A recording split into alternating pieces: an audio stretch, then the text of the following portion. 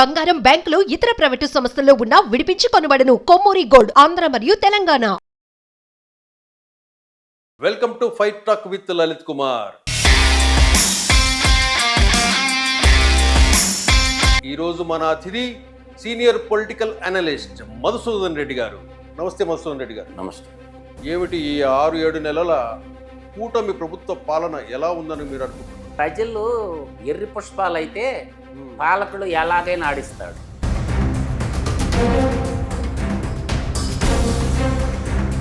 అప్పు చేసిందేమో పాలకులు, బాధితులేమో ప్రజలు. ఇటువంటి సందర్భాలు ఉన్నప్పుడు చెప్పు తీసుకొని ఎవరిని కొట్టాలా నేను అడుగుతుండే డైరెక్ట్గా. చాలా మంచోడు అన్నా, నీకు అతి మంచితనం ఎక్కువ అయిపోయింది అని జగన్మోహన్ రెడ్డి అంటారంట. జగన్మోహన్ రెడ్డి ఎవరు అంటున్నారు? అబద్ధానికి ప్యాంటు సట్టేస్తే వాడే జగన్మోహన్ రెడ్డి. వాడు నోరు తెరిస్తే చెప్పేది అబద్ధాలు.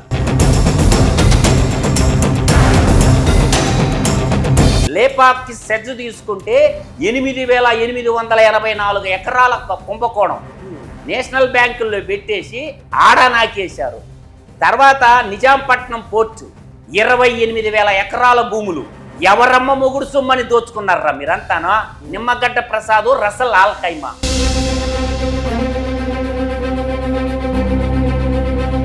మళ్ళీ వ్యవస్థలన్నీ ఏం చేస్తున్నాయి వీళ్ళు ఇంత దోపిడీ? నేను చెప్పిన రాయలసీమలో పుట్టినటువంటి ముఖ్యమంత్రుల్లో ఒక్కడన్నా దోపిడీదారుడుండా? రాయలసీమ గజ దొంగెవడం? రాయలసీమ గజ దొంగెవడం? నువ్వు కాదా? నీ కుటుంబం కాదా?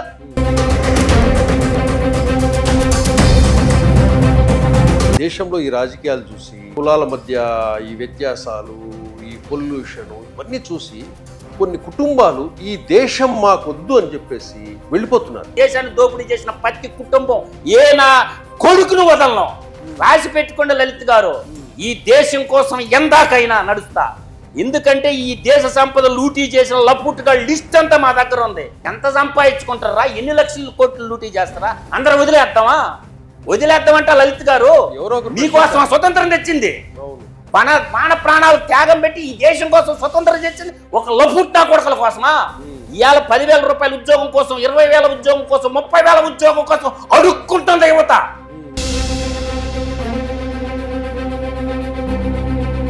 తెలంగాణ ఉద్యమం ముందు నీ ఆస్తి ఎంత కేసీఆర్? నేను 10 ఏళ్ల తెలంగాణ కోసం కొట్లాడినా. నీ ఆస్తి ఎంత? ఈ రోజు నీ ఆస్తి ఎంత కేసీఆర్? నీ కొడుకుది, కూతురుది. నెక్స్ట్ వచ్చేది మేమే అంటున్నాడు జగన్మోహన్ రెడ్డి. జీవితకాలం ట్రై చేయమని సవాల్ ఇచ్చిన నేను. జీవితకాలం ట్రై చేయరా అంటుండా. నువ్వు జీవితకాలం ట్రై చేయరా, నువ్వు సీఎం అయితే తలా కోసి నీ చేతిలో పెడతానని చెప్పి. నేను ఇక్కడ మధు గారు, మీ కుటుంబంలో ఏం చేశాడు జగన్మోహన్ రెడ్డి? మా తమ్ముడు సార్ కార్గిల్ యుద్ధం చేసి ఈ దేశాన్ని కాపాడిన కుటుంబం నాది. ఈరోజు ఈ మేకపాటి నా కొడుకులు ఎవరైతే ఉన్నాడో గౌతమ్ రెడ్డి గాడు, వాడు రాజమోహన్ రెడ్డి గాడు పెద్ద ముసుగు తగిలించుకొని నా కొడుకులు నా తమ్ముడిని నాకు లేకుండా చేశారు. నేను జగన్మోహన్ రెడ్డి ఏ రెడ్డో చెప్పుకోలేడు. నేను గర్వంగా చెప్తున్నా, నేను పెద్ద కంట్రీ అని. నువ్వు ఏ రెడ్డో చెప్పరా ముందు.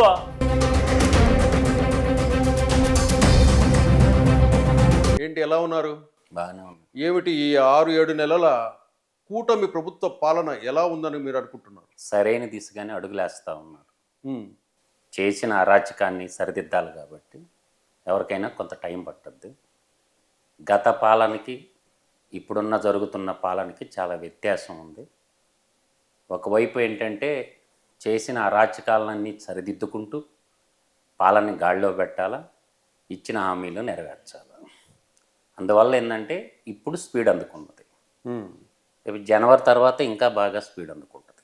అందువల్ల ఏంటంటే ఒక అరాచకవాదికి, ఒక రాజకీయ పరిణితి చెందిన రాజ్యపాలకుడికి ఉన్న తేడా ప్రజలు గమనిస్తున్నారు.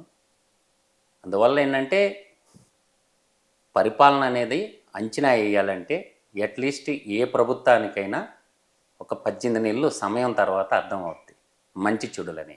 అంటే 18 నెలలు అంటే ఆ అంకె ఏంటి స్పెషల్? అది అంటే స్పెషల్ ఏం కాదు లలిత్ కుమార్ గారు. సరిదిద్దుకోవాలంటే కాగ్ రిపోర్ట్ ఒకటి బేస్. ఎప్పుడైనా సరే Hmm. భారత రాజకీయ చట్రంలో చాలా వ్యవస్థలు ఉంటాయి. Hmm. శాసన వ్యవస్థ ఒకటే కాదు, మనకి శాసన వ్యవస్థతో పాటు రాజ్యాంగంలో అనుబంధంగా ఉన్న సంస్థలు చాలా ఉన్నాయి. వాటిల్లో కాగ్ చాలా సిన్సియర్గా ఉంటుంది. కాగ్ రిపోర్టే మనకి అంతిమ రిపోర్టు. తర్వాత మనకి ఇప్పుడు సర్వెంట్స్ అంటాం కదా, పబ్లిక్ సర్వెంట్స్ అంటాం. పబ్లిక్ సర్వెంట్స్ అనేది ఎగ్జిక్యూటివ్ బాడీ. ఈ ఎగ్జిక్యూటివ్ బాడీలో ఐఏఎస్, ఐపీఎస్, ఐఆర్ఎస్, ఐఎస్ఎస్ ఇటువంటి అధికారులు ఒక 27 ఇన్స్టిట్యూషన్లకు సంబంధించినటువంటి సెంట్రల్ గవర్నమెంట్ అధికారులు ఉంటారు. వాళ్ళు శాసన వ్యవస్థ ఏదైతే చేస్తారో వాళ్ళు ఎగ్జిక్యూటివ్ చేస్తారు. అంటే శాసన వ్యవస్థలో ఉన్నటువంటి పాలక వర్గం 5 సంవత్సరాలకు ఒకసారి మారిపోతుంటారు. అది ప్రజా తీర్పు ఉంటుంది. తర్వాత మనకి ఈసీఐ ఉంది, ఇది constitution body, election commission of India. So ఈ కాన్స్టిట్యూషన్ బాడీ ఏంటంటే వాళ్ళ పాత్ర ఎంతవరకు అంటే ప్రజాస్వామ్యహితంగా ఎలక్షన్లు నిర్వహించి ఆ రిపోర్ట్ని రాష్ట్ర గవర్నర్కి సబ్మిట్ చేసి వెళ్ళిపోతారు. వాళ్ళ పని వాళ్ళు చేసుకోపోతారు. రాష్ట్రంలో ఉన్నటువంటి ఆర్థిక వ్యవస్థలు, రాష్ట్రంలో చేసిన అరాచకాలు, రాష్ట్రంలో చేసినటువంటి దోపిడీలు వీటన్నిటినీ డేగ కన్నుతో వాచ్ చేసేది కాగ్. సో ఈ కాగ్ రిపోర్ట్ ఏం చేస్తారంటే ప్రతి డిసెంబర్ 31 కల్లా, డిసెంబర్ మాసం కల్లా కాగ్ రిపోర్ట్లు వస్తాయి. ఎందుకంటే ఆల్ డిపార్ట్మెంట్స్ మీకు జూలై ఎండింగ్ కల్లా రిపోర్ట్ ఇవ్వాలి. అంటే వాళ్ళ డాక్యుమెంటేషన్ సబ్మిట్ చేయాలి ఆల్ డిపార్ట్మెంట్స్. తర్వాత కార్పొరేషన్లు ఉన్న అవి కూడా ఇవ్వాలి. అది కాగ్ చేసే పని. వాళ్ళు ఏం చేస్తున్నారంటే ఎక్కడ అవినీతి జరిగింది, ఎక్కడ దోపిడీ జరిగింది, ఎన్ని అప్పులు ఉన్నాయి, ఏమేం చేశారని కడిగి పారేస్తారు. సరే, ఆ కాగ్ రిపోర్ట్ని బేస్ చేసుకొని కేసులు రిజిస్టర్ చేసి శిక్షించాల్సినటువంటి వాడు ఎవడంటే గవర్నర్. అంటే గవర్నరు ఉత్సవ విగ్రహం లాగా తయారైపోయాడు. ఇప్పుడు మీరు ఏ రాష్ట్ర అసెంబ్లీలైనా చూడండి, నా ప్రభుత్వం అంటాడు గవర్నర్, మా ప్రభుత్వం అంటాడు. అన్నప్పుడు నువ్వు జీతం తీసుకున్నటువంటి జీతగాడిగా ఉంటావా, రాజ్యాంగ పరిరక్షకుడిగా ఉంటావా? అంటే గవర్నర్ ఎందుకు కేసులు రిజిస్టర్ చేయడు? అంటే కాగ్ ఇచ్చిన రిపోర్ట్ని బేస్ చేసుకుని కేసులు రిజిస్టర్ చేయాలా? ఏ రాష్ట్ర ప్రభుత్వమైనా, జాతీయ స్థాయిలో భారతీయ ప్రభుత్వమైనా సరే కాగ్ రిపోర్టు ఒకప్పుడు కాగ్ను చూస్తే భయపడేవాళ్ళు. కానీ ఈరోజు మనం ఎలక్షన్ కమిషన్ ఆఫ్ ఇండియాలో టిఎన్ శేషన్ అని ఉన్నాడు. అన్ని రాజకీయ పార్టీ నాయకులకి టిఎన్ శేషన్ చూస్తే ఇది పడేది. తర్వాత ఎంఎన్ రాయ్ నుండి ఇట్లా కాగ్ సుప్రీంకోర్టు, ఇప్పుడు సుప్రీంకోర్టు ఉంది. సుప్రీంకోర్టును చూస్తే ఎవరన్నా భయపడుతున్నారా? ఎవరు భయపడటం? అంటే భారతదేశంలో జ్యుడిషియరీ వ్యవస్థ, శాసన వ్యవస్థ, కార్యనిర్వాహక వ్యవస్థ, తర్వాత కాన్స్టిట్యూషన్ వ్యవస్థ, అంటే ఏ అయితే central vigilance commission, human right commission చెప్పుకోవటానికి ఉత్సవ విగ్రహాలుగా ఉన్నాయి. నా దృష్టిలో 2 మంత్రులు ఉంటారు. మంత్రి మండలంతా అంబక్. ఒకటి దేశానికి ప్రధానమంత్రి, రాష్ట్రానికి ముఖ్యమంత్రి, 2 మంత్రులు ఉంటారు. అంటే వ్యవస్థలన్నీ వ్యవస్థర చేసేశారు. ఒకప్పుడు రాజకీయం అంటే ప్రజాసేవ అన్నటువంటి భావన ఉండేది ప్రజల్లో. ఇప్పుడు రాజకీయం అంతా వ్యాపారాత్మకం అయిపోయింది. ఇప్పుడు వ్యాపారస్తులందరూ రాజకీయ నాయకులుగా అవతారం ఎత్తేసి దేశాన్ని లూటీ చేసేస్తారని నేను ప్రగాఢంగా విశ్వసిస్తున్నా. దాంట్లో వాడు ఈడని తేడా లేదు. కాకపోతే ఒకడు పావళా దొంగ, ఒకడు ₹10 దొంగ, ఒకడు 75 పైసల దొంగ, ఒకడు రూపాయి దొంగ. మనకు మంచి దొంగ కావాలి. ఆ మంచి దొంగనే అంట్లో దొంగతనం తక్కువ ఎవడు చేస్తాడో ఎన్నుకుంటారు. అందువల్ల ఏంటంటే ఈ రోజుల్లో దక్షిణ భారతదేశాన్ని, ఉత్తర భారతదేశాన్ని, తర్వాత మనం నార్థరన్ సిస్టర్ స్టేట్స్ని చూస్తే మనకి భౌగోళిక నైసర్గిక పరంగా రకరకాలుగా ఉంటుంది రాజకీయ వ్యవస్థ. ఎప్పుడైతే ఈ ప్రాంతీయ పార్టీలు ఎప్పుడైతే పుట్టినాయో, ప్రాంతీయ పార్టీలు పుట్టిన తర్వాత కులవాదం విజృంభించింది. అదేవిధంగా జాతీయ పార్టీల్లో కూడా జాతీయ పార్టీలేమో ఒకటేం మతవాదం తీసుకుంది, ఇప్పుడేమో ఇంకోటేం కులవాదం తీసుకుంది. అంటే వ్యవస్థను నడిపించే వాళ్ళు సక్రంగా లేనప్పుడు ఎవరు ఏం చేయలేదు. అందువల్ల ఏంటంటే వ్యవస్థలన్నీ వ్యవస్థలు అయిపోతే దుష్టులు దుర్మార్గులు రాజ్యపాలకులకు వస్తారు, వాడు చెప్పిందే వేదం అవుతుంది. ఇప్పుడు గడిచిన 5 ఏళ్ళు ఆంధ్రప్రదేశ్ రాష్ట్ర ముఖ్యమంత్రిని తీసుకుంటే వాడు చేయని అరాచకాలు లేవు, చేయని దుర్మార్గాలు లేవు. కానీ ఆ రాష్ట్రంలో రాజ్యాంగానికి కట్టుబడి ఉండాల్సినటువంటి మీరు ఆ మాట అంటున్నారు, అరాచకవాది దుర్మార్గాలని. 40% ఓటింగ్ నాకు వచ్చింది అంటున్నాడు ఆయన. అంటే 40% ప్రజలు. ఒక మాట నేను చెప్తున్నావా, నీ శాతాల గురించి నేను అర్థమెటిక్ లెక్చరర్ని, నాకు అడగాదు శాతాల గురించి నువ్వు మాట్లాడేది. ఎందుకంటే ఇదంతా పెద్ద అంబక్కు. ఎట్లా ఉంటుందంటే, ₹1 ఉన్నోడు ఇంకొక రూపాయి సంపాదిస్తే 100% స్ట్రైక్ రేట్ అంటాం. ₹100 ₹10 సంపాదిస్తే 10% అంటాం. పర్సంటేజ్ లెక్క ఎందుకు? ఒక్కొక్క నియోజకవర్గంలో 50,000 నుంచి 90,000 దాకా మెజార్టీలు వచ్చినాయి చాలా నియోజకవర్గాల్లో. ఆల్మోస్ట్ అన్ని నియోజకవర్గాల్లో 50,000 నుంచి 95,000 దాకా మెజార్టీలు వచ్చినాయి. ప్రజా తీర్పు స్పష్టంగా దాన్నే ప్రామాణికంగా తీసుకోవాలి మనం. అది కూడా కాదండి, నేను అనేది ప్రజలు ఎర్రి పుష్పాలు అయితే పాలకుడు ఎలాగైనా ఆడిస్తాడు. అందువల్ల ఒక ఇంట్లో కూర్చొని రాజ్య పరిపాలన చెయ్యొచ్చు అని నిరూపించాడు. ఈడ కేసీఆర్ ఇంట్లో కూర్చొని పరిపాలించాడు, ఆడ ఆయన ఇంట్లో కూర్చొని పరిపాలించాడు. నేను అంటుండేది ఏంటంటే, ఈరోజు రాష్ట్రంలో ఉండేటటువంటి అప్పులు ప్రజలు చేశారా పాలకులు చేశారా? ఈ అప్పులు ఎవరు కట్టాలా? ఇలా ఆంధ్రప్రదేశ్లో మన శ్వేతపత్రం ఇప్పుడున్న కూటమి ముఖ్యమంత్రి చంద్రబాబు నాయుడు గారు రిలీజ్ చేశారు. దాదాపుగా 11 లక్షల కోట్ల అప్పు ఉంది అన్నారు. ఈ అప్పు ఎవడు చేసిండు? ప్రజలు చేశారా? పాలకులు చేశారు. పాలకులే చేశారు. బాధితులు ఎవరు? ప్రజలు. అప్పు చేసిందేమో పాలకులు, బాధితులేమో ప్రజలు. ఇటువంటి సందర్భాలు ఉన్నప్పుడు చెప్పు తీసుకొని ఎవరిని కొట్టాలా నేను అడుగుతుండే డైరెక్ట్గా. అంటే మనకి ఇండియన్ ప్రియాంబుల్ చదువుకోమనండి. జగన్మోహన్ రెడ్డి కలేజా ఉంటే ప్రియాంబుల్ చెప్పమంటుండ నేను. ఏదన్నా ఒక జర్నలిస్ట్ అడగమనండి ప్రియాంబుల్లో 6 పదాలు ఉంటాయి ప్రధానంగా. సావర్జన్ అంటే సార్వభౌమాధికారం, డెమోక్రసీ అంటారు ప్రజాస్వామ్యం, రిపబ్లిక్ గణతంత్రం, సోషలిజం స్వామ్యవాదం, సెక్యులరిజం మతరహిత రాజ్యం. ఇయే కదా మొట్టమొదట ఇండియన్ కాన్స్టిట్యూషన్ ఉన్నప్పుడు 3 పదాలు ఉన్నాయి. సావర్జన్, డెమోక్రసీ అండ్ రిపబ్లిక్ ఉన్నది. మధ్యలో వచ్చినాయి ఏది? సెక్యులరిజం అనేది, సోషలిజం అనేది 70 పుట్టినాయి. నేననేది ఈ 5 తాకట్టు పెట్టిండు అంటుండ. సావర్జన్ అంటే సార్వభౌమాధికారాన్ని తాకట్టు పెట్టి అప్పు తెచ్చినోడు ఎవరు? ఈ ముఖ్యమంత్రులు కదా. ఎవడిచ్చిండు మీకు ఆ రైట్? ప్రజలకు చెప్పారా? ఏదైనా ఒక అప్పు చేసేటప్పుడు రాష్ట్ర అవసరాల కోసం మేము అప్పు తెస్తున్నాము అని చెప్పి ఎప్పుడన్నా అసెంబ్లీలో చర్చించారా? నాకు చూపించమనండి ఒక సందర్భాన్ని. ఏ పాలకుడైనా సార్వభౌమాధికారికాన్ని తాకట్టు పెట్టే రైట్ మీకు ఎవడు ఇచ్చిండు? This is the valid point. Democracy, ప్రజాస్వామ్యం ఉందా? నేను అడుగుతుండా. ప్రజాస్వామ్యం అంటే ఏంది? ప్రజల చేత ప్రజల కొరకు ఎన్నుకోబట్టమే ప్రజాస్వామ్యం గొప్పతనం. ద బ్యూటీ ఆఫ్ డెమోక్రసీ అంటారు. మీరు 175 మంది ఎమ్మెల్యేలు గుచ్చుకొని మీరు మాట్లాడుకుంటే సరిపోద్దా? ప్రజలను అడగరా? ప్రజల్లో లాయర్లు ఉంటారు, డాక్టర్లు ఉంటారు, ఆడిటర్లు ఉంటారు, ప్రజలు ఉంటారు. ఏదన్నా ఒక చట్టం చేసేటప్పుడు ప్రజలను అడగరా? ఒక తీర్మానం చేసేటప్పుడు ప్రజలను అడగరా? అంటే మీ ఇష్టం వచ్చినట్టు చట్టాలు వీళ్ళు ఎట్లా ఉన్నారంటే, మాకు ఓట్లు వేశారు, మమ్మల్ని ఏమైనా చేసుకోమనే దానికి లైసెన్స్ ఇచ్చినట్లు అనే భావనలో మొన్నటి వరకు జగన్మోహన్ రెడ్డి గారు కూడా అదే విధంగా ప్రవర్తించారు. మొన్నటి వరకు కాదు, ఇప్పుడు కూడా అంతే. మీరు వాళ్ళ భ్రమల్లో ఉన్నారు. ఎప్పుడైనా అంతే, రాజ్యపాలన ఎప్పుడైనా అంతే. ద బ్యూటీ ఆఫ్ డెమోక్రసీ అంటే పీపుల్ రిప్రజెంటేషన్. పీపుల్ రిప్రజెంటేషన్ ఎవరు? ఒక 2,30,000 నుంచి 2,60,000 మంది ఓటర్లకు ఒక ఎమ్మెల్యేని ఎన్నుకుంటారు. ఆ ప్రజల తరపున ప్రజల అవసరాలు తీర్చాలని. ఓటేసే ముందేమో వంగి దండం పెడతాడు ఇంటింటికి పోయి. పిల్లోళ్ళు ముడ్డిలు కూడా కడగతారు అవసరం అయితే. టీ కొట్టి కాడ టీ కొడతాడు. ఆ 5 ఏళ్ళేమో వాడింటికి ఇళ్ళు పోవాలా. అంటే ఇప్పుడు జీతం నెల ఇస్తున్నారు కదా పబ్లిక్. పోయి నెల వచ్చేళ్ళకి నువ్వు అకౌంట్లో నుంచి డ్రా చేసుకుంటున్నావుగా. ప్రజల కాడికి నువ్వు పోయి వాళ్ళ అవసరాలు కనుక్కోవాలా, నీ కాడికి ప్రజలు రావాలా. ఇప్పుడు గెలిచిన ఎమ్మెల్యేలు ఎవడన్నా సరే నెల శాలరీ తీసుకుంటున్నాడు.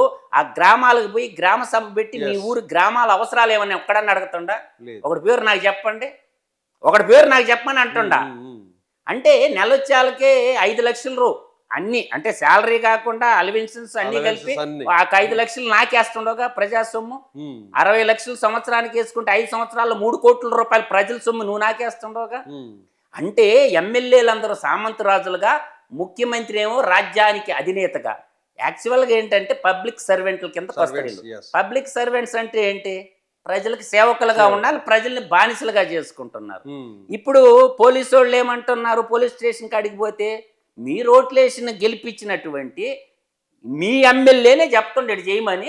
అందువని ఎంఆర్ఓ కానీ ఎండిఓ కానీ స్టేషన్ ఎస్హెచ్ఓ అని ఉంటారు, station house officer, circle inspector అంటారు, మన బాడల సిఐ అంటారు. మీరు ఎన్నుకున్న ఆయన చేయమంటుండయా, ఆయన చెప్పినట్టు మేము వింటున్నాం, మీరు మళ్ళీ నా కాడికి వచ్చి మొరపెట్టుకుండేది ఏంటంటారు. రూల్ ఆఫ్ లా అనేది సెలెక్ట్ చేసుకున్నది ఎవరు? మీరే. అనుభవించాల్సింది మీరే. స్వచ్ఛందంగా ప్రేమతో గుండెతో చెయ్యేసుకొని ఈరోజు ప్రతి పార్టీ కార్యకర్తలు ఉంటారు, ప్రతి పార్టీకి ఉంటారు, కానీ అల్టిమేట్గా ఎమ్మెల్యే చెప్పిందే జరగద్ది. ఇంకెవరి మాటకి విలువ ఉండదు. గ్రామాధ్యక్షులకి విలువ ఉండదు, మండలాధ్యక్షుడికి విలువ ఉండదు, అడున్న పార్టీలో వర్కర్లకు విలువ ఉండదు. వాడి కింద గులాంగిరి, చెంచాయుగం. ఇప్పుడు మానిశ్రీ కాంశీరామ్ గారు ఒక నవల రాశాడు, చెంచాయుగం అనే ఒక నవల. అదే మహాత్మా బాపురావు జూతే పూలే గారు ఒక నవల రాశాడు, గులాంగిరి అని. ఎందుకు రాశారనుకుంటుండో? ఈ 2 నవల్లో పిచ్చి పెట్టి రాశారా మేధావులు వాళ్ళు. అంటే వీళ్ళంతా చెంచాలుగా, తర్వాత గులాంగిరిలాగా మారిపోయి బానిసలుగా చేసుకొని నడిపిస్తున్నటువంటి వ్యవస్థ. నేను అడుగుతుంటా డైరెక్ట్గా, ఏ రాజ్య పాలకుడైనా ప్రజల సొమ్ముతేనే కదా డైలీ ఎక్స్పెండిచర్ ఉంటుందిగా. ఈ రోజు డే బై డే ప్రభుత్వ ఎక్స్పెండిచర్ ఎందుకు బయట పెట్టరు? అంటే సంవత్సరానికి ఒక్కసారి అసెంబ్లీలో పెడతారా? ఈ రోజు ప్రభుత్వంకి రాబడి ఎంత, ఖర్చు ఎంత అని ఎప్పుడన్నా ఒక ఎమ్మెల్యే కానీ, ఒక ఎంపీ కానీ, ఒక మినిస్టర్ కానీ కేవలం ముందుకొచ్చి చెప్పమన్నా ముందుకొచ్చి కనీసం జీవోలు కూడా దాచిపెట్టేవాళ్ళు. నేననేది దాచిపెట్టేది కాదు, ప్రశ్నించేవాళ్ళు లేకుండా, నవతరం యువతరం రాజకీయాల్లోకి రాకుండా బస్టు పట్టిన వ్యవస్థని బాగు చేయడానికి ఎవరో ఒకరు కంకణం కట్టుకొని ముందుకు రావాలన్నప్పుడు అదే బురద గుంట్లో నువ్వు దొల్లాడితే బురదను ఊడు శుభ్రం చేయాలా? ఎవడవ్వకుండా శుభ్రం చేయాలి. ఈ రోజు 11 లక్షల కోట్ల అప్పు ఎందుకు అయింది? నేను సింపుల్ గా లాజిక్ చెప్తాను లలిత్ గారు. ఎంత మాయ అంటే ఇది ఎంత కూడా సింపుల్ గా నిర్మలా సీతారామన్ గారు పార్లమెంట్ లో ఒక మాట చెప్పద్ది, దేశ ఫైనాన్స్ మంత్రి గారు, ఆంధ్రప్రదేశ్ అప్పుల గురించి. సేమ్ ఎట్ అ టైము రాష్ట్రంలో 97 కార్పొరేషన్లు ఉండి ఆ 97 కార్పొరేషన్ల అప్పు ఎంతో చెప్పాలిగా, వాళ్ళు అడగాలగా. అంటే ఎఫ్ఆర్బిఎం చట్టం పనిచేసిందా? సమాచార హక్కు చట్టం పనిచేసిందా? ఏ చట్టం పనిచేసిందో నాకు చెప్పండి. గడిచిన 5 ఏళ్లలో సమాచార హక్కు చట్టం పెట్టినోళ్ళ ఏదో కేసు పెట్టి జైల్లో వేశారు. ఒక రాష్ట్ర ముఖ్యమంత్రి లిక్కర్ వ్యాపారం చేసుకున్న చరిత్ర 29 రాష్ట్రాల్లో 7 కేంద్ర పాలిత ప్రాంతాల్లో నాకు ఎక్కడో చూపించండి. అంటే మద్యపాన నిషేధం అని చెప్పి గద్దె నెక్కిన తర్వాత రాష్ట్ర ముఖ్యమంత్రి లిక్కర్ వ్యాపారం చేసుకున్నటువంటి ఏకైక వ్యక్తి ఈ కలికాల కాకరి గారు, ఈ పులివెందల పాబ్లో ఎస్కోబారు. అందువల్ల ఇటువంటి వ్యక్తులు రాజ్యపాలకులుగా ఎన్నుకున్నది ప్రజలు. ఇప్పుడు ఈరోజు చూస్తున్నాం కదా, ఆ మాట అంటారు, నేనేమో అబద్ధాలే చెప్పను, నా అంత మంచితనము నా అంత నిజాయితీ పనికిరాదని మా వాళ్ళు అంటారు, నువ్వు చాలా మంచోడు అన్నా, నీకు అతి మంచితనము ఎక్కువైపోయింది అని జగన్మోహన్ రెడ్డి అంటారంట. జగన్మోహన్ రెడ్డి ఎవరు అంటున్నారు? అబద్ధానికి ప్యాంటు సట్టేస్తే వాడే జగన్మోహన్ రెడ్డి. వాడు నోరు తెరిస్తే చెప్పేది అబద్ధాలు, ఒక్క నిజం కూడా మాట్లాడు. ఇప్పుడు నేను సింపుల్గా చెప్తా, 2004, 2009 అనేది ఒక కాలం అనేది మనం గుర్తుపెట్టుకోవాలి. 2004లో వాళ్ళ కుటుంబ అఫిడవిట్ రాజశేఖర్ రెడ్డి గారు భారత పార్లమెంట్కి ఇచ్చిన అఫిడవిట్ ఉంది. 2009 అఫిడవిట్ తీయండి. ఎక్కడి నుంచి వచ్చింది డబ్బంతా? మీకు రాజకీయాన్ని అడ్డం పెట్టుకొని అప్పుడు సెజ్ అని ఒక పాలసీ వచ్చింది, స్పెషల్ ఎకనామిక్ జోన్ అని. ఈ స్పెషల్ ఎకనామిక్ జోన్ పాలసీలో 11 సెజ్జులు వచ్చినాయి ఉమ్మడి ఆంధ్రప్రదేశ్కి. 11 సెజ్జుల్లో 2012 మార్చి 31వ తేదీన కాగ్ ఒక రిపోర్ట్ ఇచ్చింది. ఏమిచ్చిందో చెప్పనా? 5,26,000 ఉద్యోగాలు క్రియేట్ చేస్తామని చెబితే 26,000 ఉద్యోగాలు కూడా ఇవ్వలేదు, 4 సెజ్జల్లో 0 ఎంప్లాయ్మెంట్ అని చెప్పి చెజ్జులు ముసుగు తగిలించుకొని నాకేసారు నేషనల్ బ్యాంకుల్ని, రాష్ట్ర ప్రజల సంపదని. దానికి తార్కానే ఎగ్జాంపుల్ చెప్తా నేను. భారతీయ సిమెంట్ 1,00,000 రూపాయలు ఎకరా, రఘురామ్ సిమెంట్ గా ఉండి భారతీయ సిమెంట్ గా పరిమాణ క్రమం చెందింది అది. చెందింది, అవును. ఆ గనులు వచ్చి గనులు లూటీ చేసిన ఘటోత్కచుడు లాంటివాడు. ఎట్లా అంటే 2000 ఎకరాలు. The WhatsApp mines value 6000 crores. That present the value of Bharatiya Cement 20,000 కోట్లు. ఒక్క రూపాయి పెట్టుబడి పెట్టకుండా ఈ భారతదేశంలో 20,000 కోట్లు సంపాదించిన ఒకే ఒక్కడు ఈ పులివెందల పాపులో ఎస్కోబారు, ఈ కలికాల కాకరిగాడు, ఈ కలికాల జగనాసురుడు. ఇది నిజమా అబద్ధమా? 1,00,000 రూపాయలకు అక్కడ ఉన్న భూములు ఎవరి?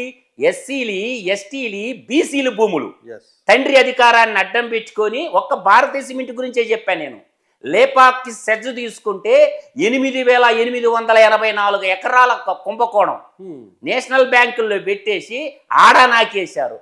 తర్వాత నిజాంపట్నం పోర్టు 28,000 ఎకరాల భూములు ఎవరమ్మ మొగుడు సొమ్మని దోచుకున్నారా మీరంతానా? నిమ్మగడ్డ ప్రసాద్, రసల్ ఆల్ ఖైమా. ఈ విధంగా చెప్పుకుంటూ పోతే తండ్రి అధికారంలో ఉన్నప్పుడు దోచిన భూములు లిస్టు తీయండి ఒకసారి. నిన్నగాక మొన్న ఈయన ముఖ్యమంత్రిగా ఉంటూ ఇండోసోల్ పవర్ ప్రాజెక్టుకి 25,000 ఎకరాలు కేటాయించిండు. అర్థం చేసుకోండి. తర్వాత మీకు ఇంకా చెప్పాలంటే నేను దళితులకు మేనమామ అంట కంసమామగా మారిన ఒక ఉదంతం ఏంటంటే సరస్వతి సిమెంట్స్ అండ్ పవర్.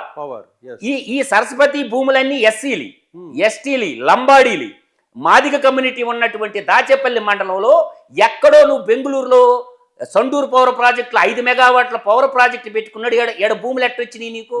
అంటే నీ దగ్గర భూములు డబ్బులుంటే ఏమి అక్కడ ఏంటంటే ఎన్ఎండిసి అని ఒక సంస్థ ఉంటుంది లలిత్ గారు, నేషనల్ మినరల్ డెవలప్మెంట్ కార్పొరేషన్.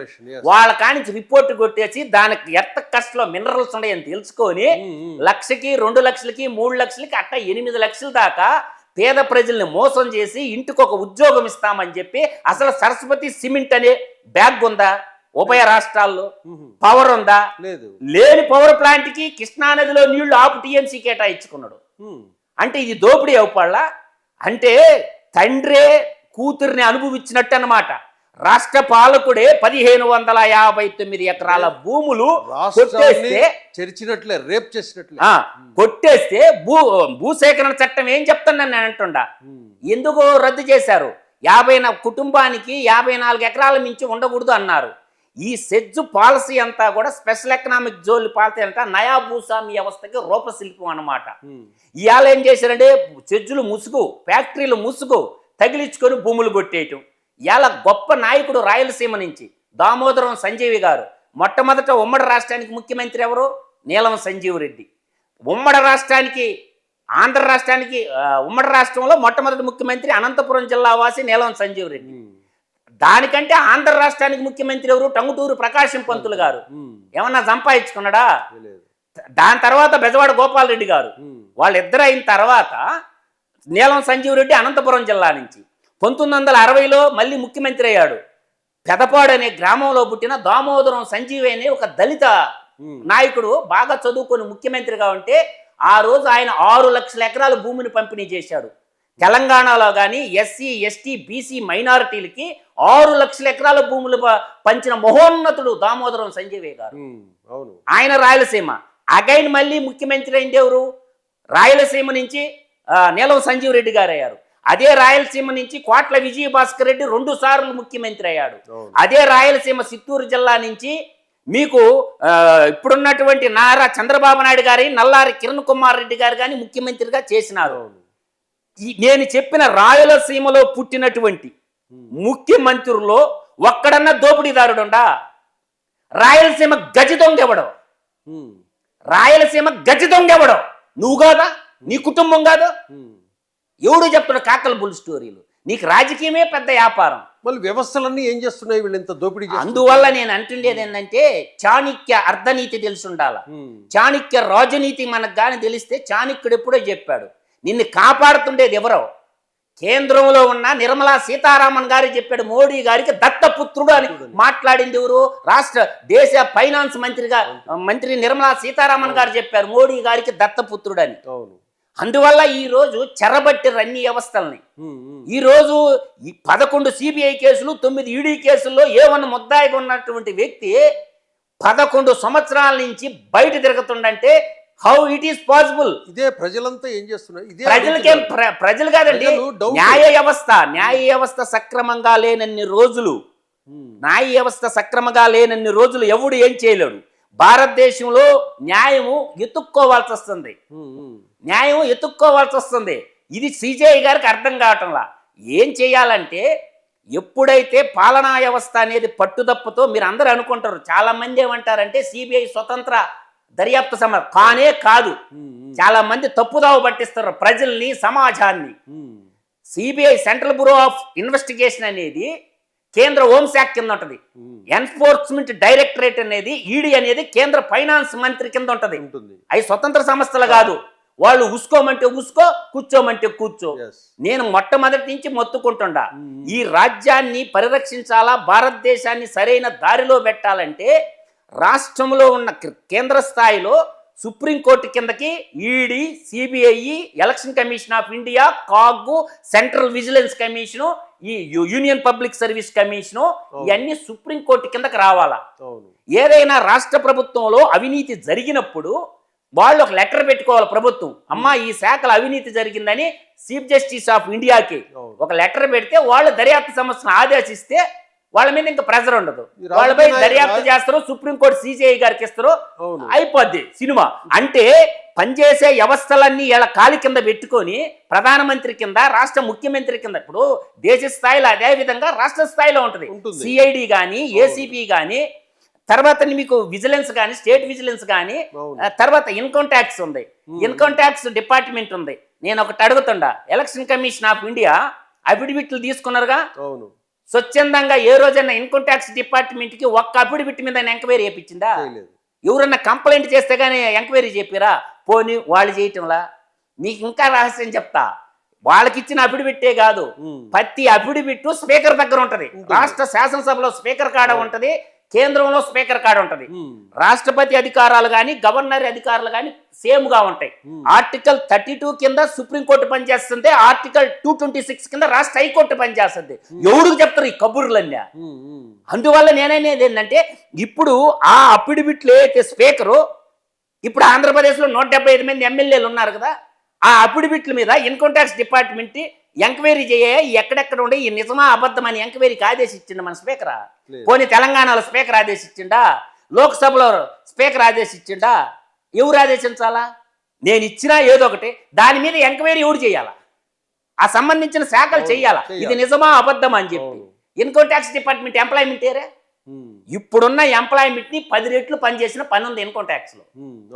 అందువల్ల ఏంటంటే వ్యవస్థలన్నీ వ్యవస్థలు చేసి పెట్టుకొని దుర్మార్గమైనటువంటి పరిపాలన చేస్తా, ముష్టి పథకాలు ప్రజలకు ఇస్తా, సంక్షేమ రాజ్యము ఎప్పుడు సంక్షోభానికి దారి తీస్తుందని మేము మొట్టమొదటి నుంచి చెప్తున్నాం. ఈ సంక్షేమ పథకాలు అనేవి ఓట్లు కొనే పథకాలు. చేపల పట్టేది నేర్పియాలి కానీ చేపల కూర వండి నోట్లో పెట్టకూడదు ప్రభుత్వాలు. అది పద్ధతి కాదు. ఎందుకు ఏ ప్రభుత్వాన్నైనా నేను ఇంత వాడుకున్నానని ఎవరన్నా చెప్పిండు ముఖ్యమంత్రి? పర్సనల్ ఎక్స్పెండిచర్ చెప్పమను, మంత్రులు చెప్పమను. ఎందుకు చెప్పరు మీ పర్సనల్ ఎక్స్పెండిచరు? ఇంకొకటి కూడా ఉంది ముచ్చట లలిత్ గారు, 1000 రూపాయల పైన కన్సాలిడేట్ ఫండ్లో నుంచి వాడుకోవాలంటే అసెంబ్లీ ఆమోదం చెందాలి. గవర్నర్కి తెలియదా? అంటే అసెంబ్లీ ఆమోదం లేకుండా నీ ఇష్టం వచ్చినట్టు కన్సాలిడేట్ ఫండ్ డబ్బులు వాడేయచ్చా? తప్పు అనిపించటంలా, సిగ్గు అనిపించటంలా గవర్నర్లు ఉండరు. గవర్నర్ విధి విధానాలు ఏంటంటే, విశ్వవిద్యాలయాన్ని ఊరి కింద ఉంటాయండి, అండర్ గవర్నర్ కింద ఉంటుంది యూజీసీ, యూనివర్సిటీ గ్రాంట్ కమిషన్. ఏ విశ్వవిద్యాలయాలకు పోయి క్లాసులు చెప్పిండండి గవర్నరు? నువ్వు కట్ల కట్టే పని ఏంది? నిన్ను బరాయిస్తున్నది ఎవరు? రాష్ట్ర ప్రజలు. కాబట్టి నువ్వు ఏ విశ్వవిద్యాలయానికి పోయి గైడ్ లైన్స్ ఇవ్వాల్సిన బాధ్యత గవర్నర్కి లేదా లలిత్ గారు? బాధ్యత నిర్వర్తిస్తుండ గవర్నరు? అంటే అన్ని వ్యవస్థలు రాజకీయ వ్యవస్థ చెరబట్టుంది. అందుకనే నేను చెప్తున్నాను, ఇవాళ పోర్టులు తీసుకున్నా, ఎయిర్పోర్టులు తీసుకున్నా, షెడ్యూల్ తీసుకున్నా, ఈ భూములన్నీ ఎవరేయండి? భారతీయ ప్రజలు. ఆ ప్రజలు భూములు ఆక్యుపై చేసుకొని నేషనల్ బ్యాంకుల నుంచి లోన్లు తెచ్చుకొని దేశ సంపదను లూటీ చేస్తుంది ఎవరు? తెల్లోళ్ళు కొద్దిగా ఎత్తుకో మీరు లలిత్ కుమార్ గారు. 250 ఏళ్ళు బ్రిటిష్ వాళ్ళు పరిపాలిస్తే భారతదేశాన్ని కొద్దిగా గొప్పలో కొంచెం మిగిలి వాళ్ళు కట్టిన కన్స్ట్రక్షన్ మన కళ్ళ ముందు కడుతున్నాయి. కనపడుతుంది. మనం కడితే 3 రోజులు కూలిపోతున్నాయా? కూలిపోతుంది. నిన్న కాక బీహార్లో బ్రిడ్జి కడితే ఏమైందా? కళ్ళ ముందు కుప్ప కూలిపోయింది. అవును. కాళేశ్వరం డ్యామ్ అయిందా? గోదావరిలో పగిలిడిచిపోయింది. అవును. అంటే ఏమైంది? కాళేశ్వరం కట్టినోడు ఎటుపోయిండో? దీనికి ఎట్లా మనం అడ్డుకట్ట ఎట్లా వేయాలంటారు? ఎవరు అడ్డుకట్ట వేయాలి? దీనికి అడ్డుకట్ట వెయ్యాలంటే నేను చెప్పినదా వ్యవస్థలన్నీ వ్యవస్థలు అయిపోయినాయి. వ్యవస్థలు స్వచ్ఛందంగా ఇప్పుడు ఒక సామాన్యుడు 2 వాయిదాలకో 3 వాయిదాలకు పోకపోతే బెయిల్ బిల్ వారెంట్ ఇష్యూ చేస్తారా? ఇస్తారు. తర్వాత మళ్ళీ దానికి కూడా స్పందించకపోతే నాన్ బెయిల్ బిల్ వాడిని పట్టకరమ్మంటారా? 3041 సార్లు సిబిఐ కోర్టుకి రాకపోతే జగన్మోహన్ రెడ్డి ఎంటికి బీకిందని అడుగుతుండ భారత న్యాయ వ్యవస్థ. ఎన్నిసార్లు? 3041 సార్లు వాయిదాకు రాకపోతే భారత న్యాయ వ్యవస్థ జగన్మోహన్ రెడ్డి ఎంటికి బెరికిందని నేను అడుగుతుండా. ఇంకా న్యాయం బతికున్నట్ట చచ్చినట్ట? 3041 సార్లు ఒక ముద్దాయి A1 ముద్దాయి ఈడీ సిబిఐ కేసుల్లో కోర్టుకు అటెండ్ కాకపోతే వాడు ఎంటికి బెరికిందని అడుగుతున్న భారత న్యాయ వ్యవస్థ నేను. ఇది ఘనమైన గణతంత్రం. అంటే ప్రపంచంలో నాకు తెలిసి ఎవరు ఏ ముద్దాయి ఈ విధంగా వెసులుబాటు కల్పించుంటారు న్యాయ వ్యవస్థ. నేను అనేది ఏంటంటే చెడు కూడా ఆడుకుంటుండవు జగన్మోహన్ రెడ్డి న్యాయ వ్యవస్థతోటే. అందువల్ల న్యాయ వ్యవస్థ సిగ్గుతో తలదించుకుంటుంది. ఇవాళ మనం చేసిన అవినీతి ఆంధ్ర టు అమెరికా దాకా పోయి ఉంది. ఆడ జడ్జిమెంట్ వస్తుందేమో కానీ ఈ జడ్జిమెంట్ వచ్చేటట్టు లేదు. నిన్న మేల్కొన్నట్టుండ ఒక ఆయన, ఒక జడ్జి గారు బొయ్యోన్ గారు 13వ తేదీ కల్లా నాకు ఇచ్చేయండి అయ్యా ఇవ్వమన్నారు. అంటే 11 ఏళ్ళు నిద్రపోయారా? 11 ఏళ్ళు నిద్రపోయిండా? అందువల్ల ఏంటంటే ఒకటి గుర్తుపెట్టుకోండి లలిత్ గారు, వ్యవస్థలన్నీ బస్టు పట్టిపోయినప్పుడు గుర్తుపెట్టుకోండి, రాజశేఖర రెడ్డికి సోషల్ జస్టిస్ అంటారు, నేచురల్ జస్టిస్ అంటారు. నన్నేమి చేయలేడని అహంతో ఎర్రవేగతుంటే కాలచక్ర భ్రమణంలో కాలుడు కాటేసిండు.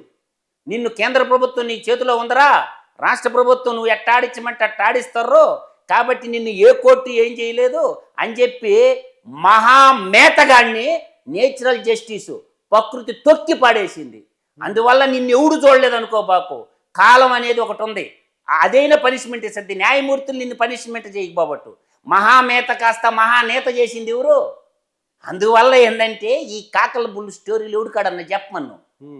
ఇవన్నీ కూడా భారతదేశం భారతీయ విషయంలో నేటి నవతరం యువతరం IIM IIT చదువుకొని బతుకుని ఎతుక్కుంటూ ఇతర దేశాలకు వెళ్ళిపోతున్నారు. కాకపోతే ఈ దేశాన్ని ఎవడు బాగు చేయాలా? ఎవడో ఒకడు ముందుకు రావాలా? ఇప్పుడు స్వతంత్రం వరకు వచ్చిందా? ఎంతో మంది త్యాగదనులు తన మాన ప్రాణాలు ప్రణంగా పెడితే ఈ దేశానికి స్వతంత్రం వచ్చింది. మధుసూదన్ గారు, నేను ఒక విషయం చెప్తా. ఈ రాజకీయాలు, మన దేశంలో ఈ రాజకీయాలు చూసి, ఈ కులాల మధ్య ఈ వ్యత్యాసాలు, ఈ పొల్యూషను, ఇవన్నీ చూసి కొన్ని కుటుంబాలు ఈ దేశం మాకొద్దు అని చెప్పేసి వెళ్ళిపోతున్నారు. నా కుటుంబంలోనే 70 మంది పోయారండి లలిత్ గారు. ఈ దేశం నాకొద్దు అని వెళ్ళిపోతున్నారు. ఎందుకు? నా కుటుంబంలోనే చెప్తాను. ఎవడు కుటుంబం ఎందుకో, నా కుటుంబం చరిత్రే చెప్తాను. నాది పెద్ద జాయింట్ కుటుంబం. 270 ఎకరాల భూస్వాములు 3 మండలాల్లో. అందరు IIT ర్యాంకులు IIMలు చదువుకొని పెద్ద పెద్ద అమెరికాలో కానీ, ఆస్ట్రేలియాకి పోయినా, లండన్ పోయినా, పోలాండ్ పోయినా, నా ఇంట్లో వాళ్ళు, నా బావలు, నా బావమరుతులు ఒక 70 మంది ఉన్నారు.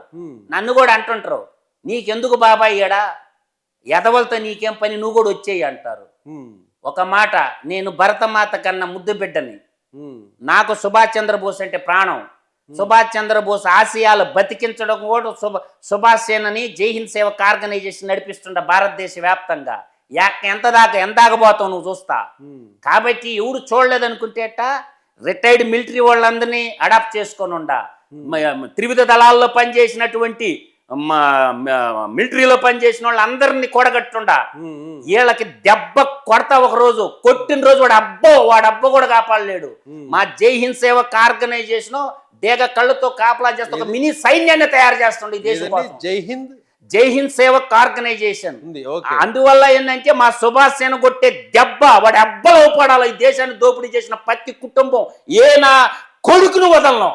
రాసి పెట్టుకోండి లలిత్ గారు, ఈ దేశం కోసం ఎందాకైనా నడుస్తా. ఎందుకంటే ఈ దేశ సంపద లూటీ చేసిన లపుట్టుగా లిస్ట్ అంతా మా దగ్గర ఉంది. ఎంత సంపాదించుకుంటారా, ఎన్ని లక్షల కోట్లు లూటీ చేస్తారా, అందరూ వదిలేద్దామా?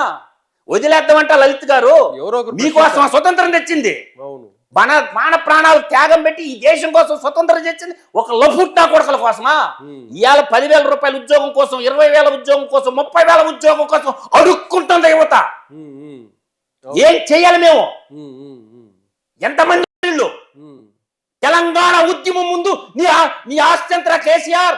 నేను 10 ఏళ్ళు తెలంగాణ కోసం కొట్లాడినా. నీ ఆస్తి ఎంత?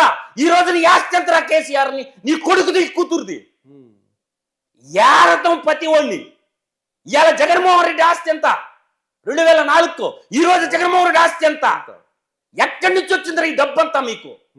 10,000 ఉద్యోగం కోసం, 20,000 ఉద్యోగం కోసం, 30,000 ఉద్యోగం కోసం ఈ దేశ యువత అడుక్కుంటుంది. అవును. అంటే మీకేమో లక్షల కోట్ల. అందువల్ల ఎవడికి బాధ్యత లేకుండా పోతే ఎట్లా? అందువల్ల ఎవడో ఒకడు త్యాగం చేయాల దేశం కోసం.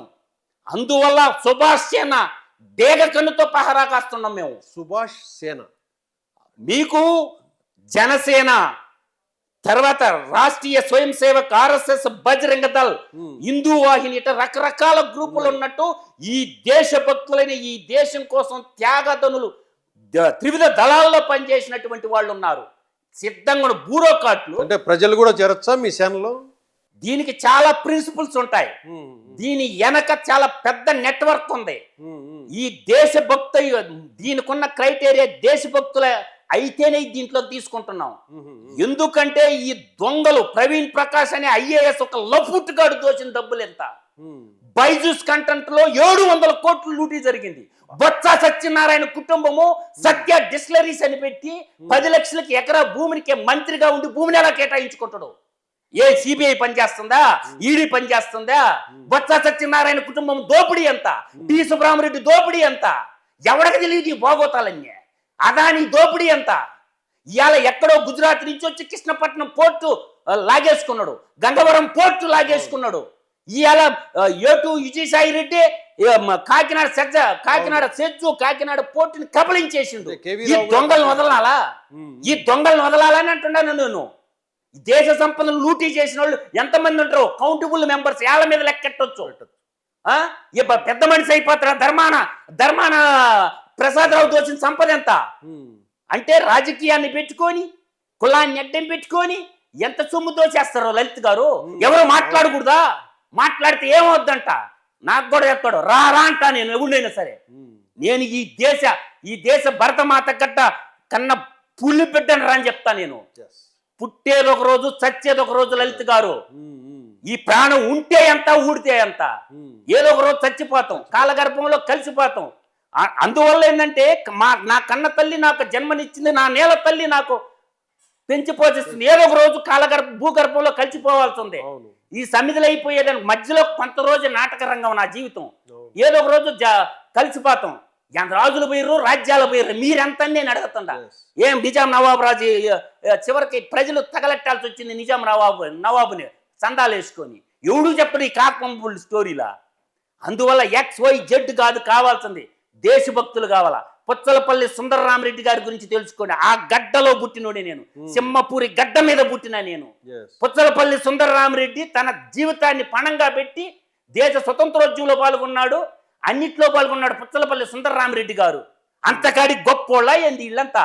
ఇవాళ దేశ ప్రజల కోసం కన్నిగంటి పల్నాటి వీరుడు కన్నిగంటి హనుమంతు తన శిరసను కోసిచ్చాడు. కన్నిగంటి హనుమంతు, అల్లూరు సీతారామరాజు, ఉయ్యాలవాడ నరసింహారెడ్డి, వీళ్ళందరూ ఎవరండి?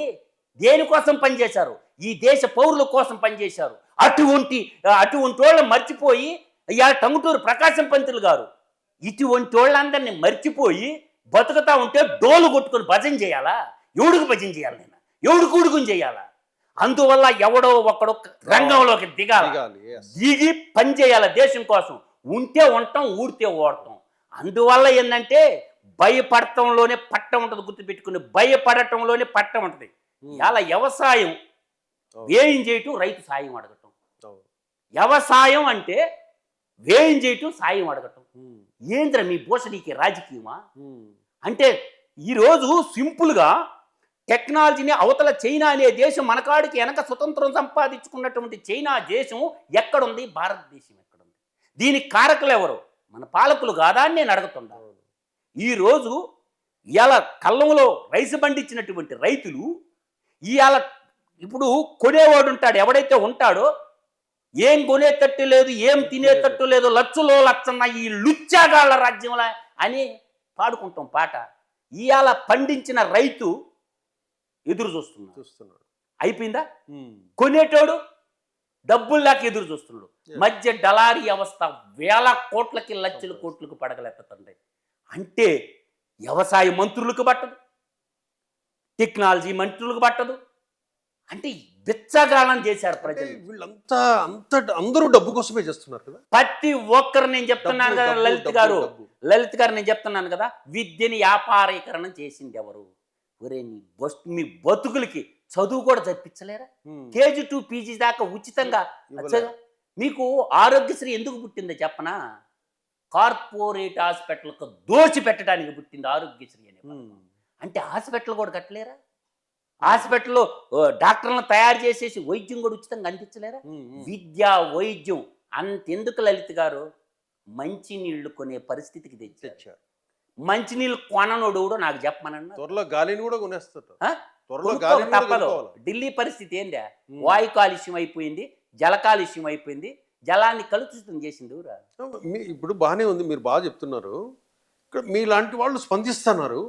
ఇన్ని కోట్ల మంది ప్రజల్లో ఎవరికి ఆ స్పందన రావటం లేదు, ఎందుకని? నేను అనేది ఒకటి గుర్తుపెట్టుకో, స్వతంత్రం వచ్చే నాటికి ఈ దేశ జనాభా 32 నుంచి 35 కోట్లు మించి లేదు. ఆ రోజు పుచ్చలపల్లి సుందరయ్య గారు మొత్తుకున్నాడు భారత పార్లమెంట్లో, ఈ కుల వ్యవస్థను మొత్తం రద్దు చేసేసేయండి, ఉన్న భూములన్నీ కుటుంబానికి 10 ఎకరాలు ఇవ్వమన్నాడు.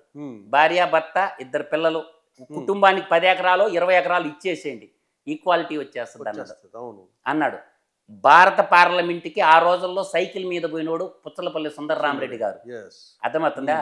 ఆయన సైకిల్ ఇప్పుడు కూడా ఉంటుంది భారత పార్లమెంట్లో. ఆయన ఒకానొక సందర్భంలో సుందరరామరెడ్డి గారు నెహ్రూ గారు అడిగారంట, ఏమయ్యా సుందరయ్య గారు ఇట్లా చేస్తారంటే, ఒరే నీ కాడికి నేను పెద్ద కోటి ఇచ్చుకున్నాడురా, వాళ్ళది ఎడలూరు మండలం అలగానపాడులో 270 ఎకరాల వాళ్ళదే భూస్వామి కుటుంబం అయితే, ఆయనకి వాళ్ళ నాన్న ఇచ్చిన ఆస్తి అంతా ఆడున్న పేదలకు పనిచేసి 2 జతల బట్టలతో బతికాడు పుచ్చలపల్లి సుందరరామరెడ్డి గారు. ఎంత మహోన్నతుడో! ఇండియన్ గవర్నమెంటు నెల్లూరులో హాస్పిటల్ పెట్టలేకపోతే స్టాలిన్ అడిగి నిధులు తెచ్చి వాళ్ళ రామచంద్రారెడ్డి హాస్పిటల్ ఉంటుంది, ఈ రోజుకి కూడా వైద్యం వెళ్ళకండి, ఆయన పెట్టాడు హాస్పిటల్. ఆనాడు రామచంద్రారెడ్డి హాస్పిటల్ అని ఉంటుంది నెల్లూరులో. అందువల్ల మీరు అనుకుంటున్నారు ప్రతి యుగానికి ఎక్కడో చోట ఎవడో ఒకడు పుడతాడు లలిత్ గారు. ఇటువంటి దుర్మార్గుల్ని పీచమనచడానికి ఏదో ఒక రూపంలో పుట్టిస్తాడు భగవాన్. కూడా నేనేం చెప్తానంటే, వీళ్ళంతా ఈ దుర్మార్గులంతా సిండికేట్ అయితే ఆ వచ్చేవాడు ఎలా?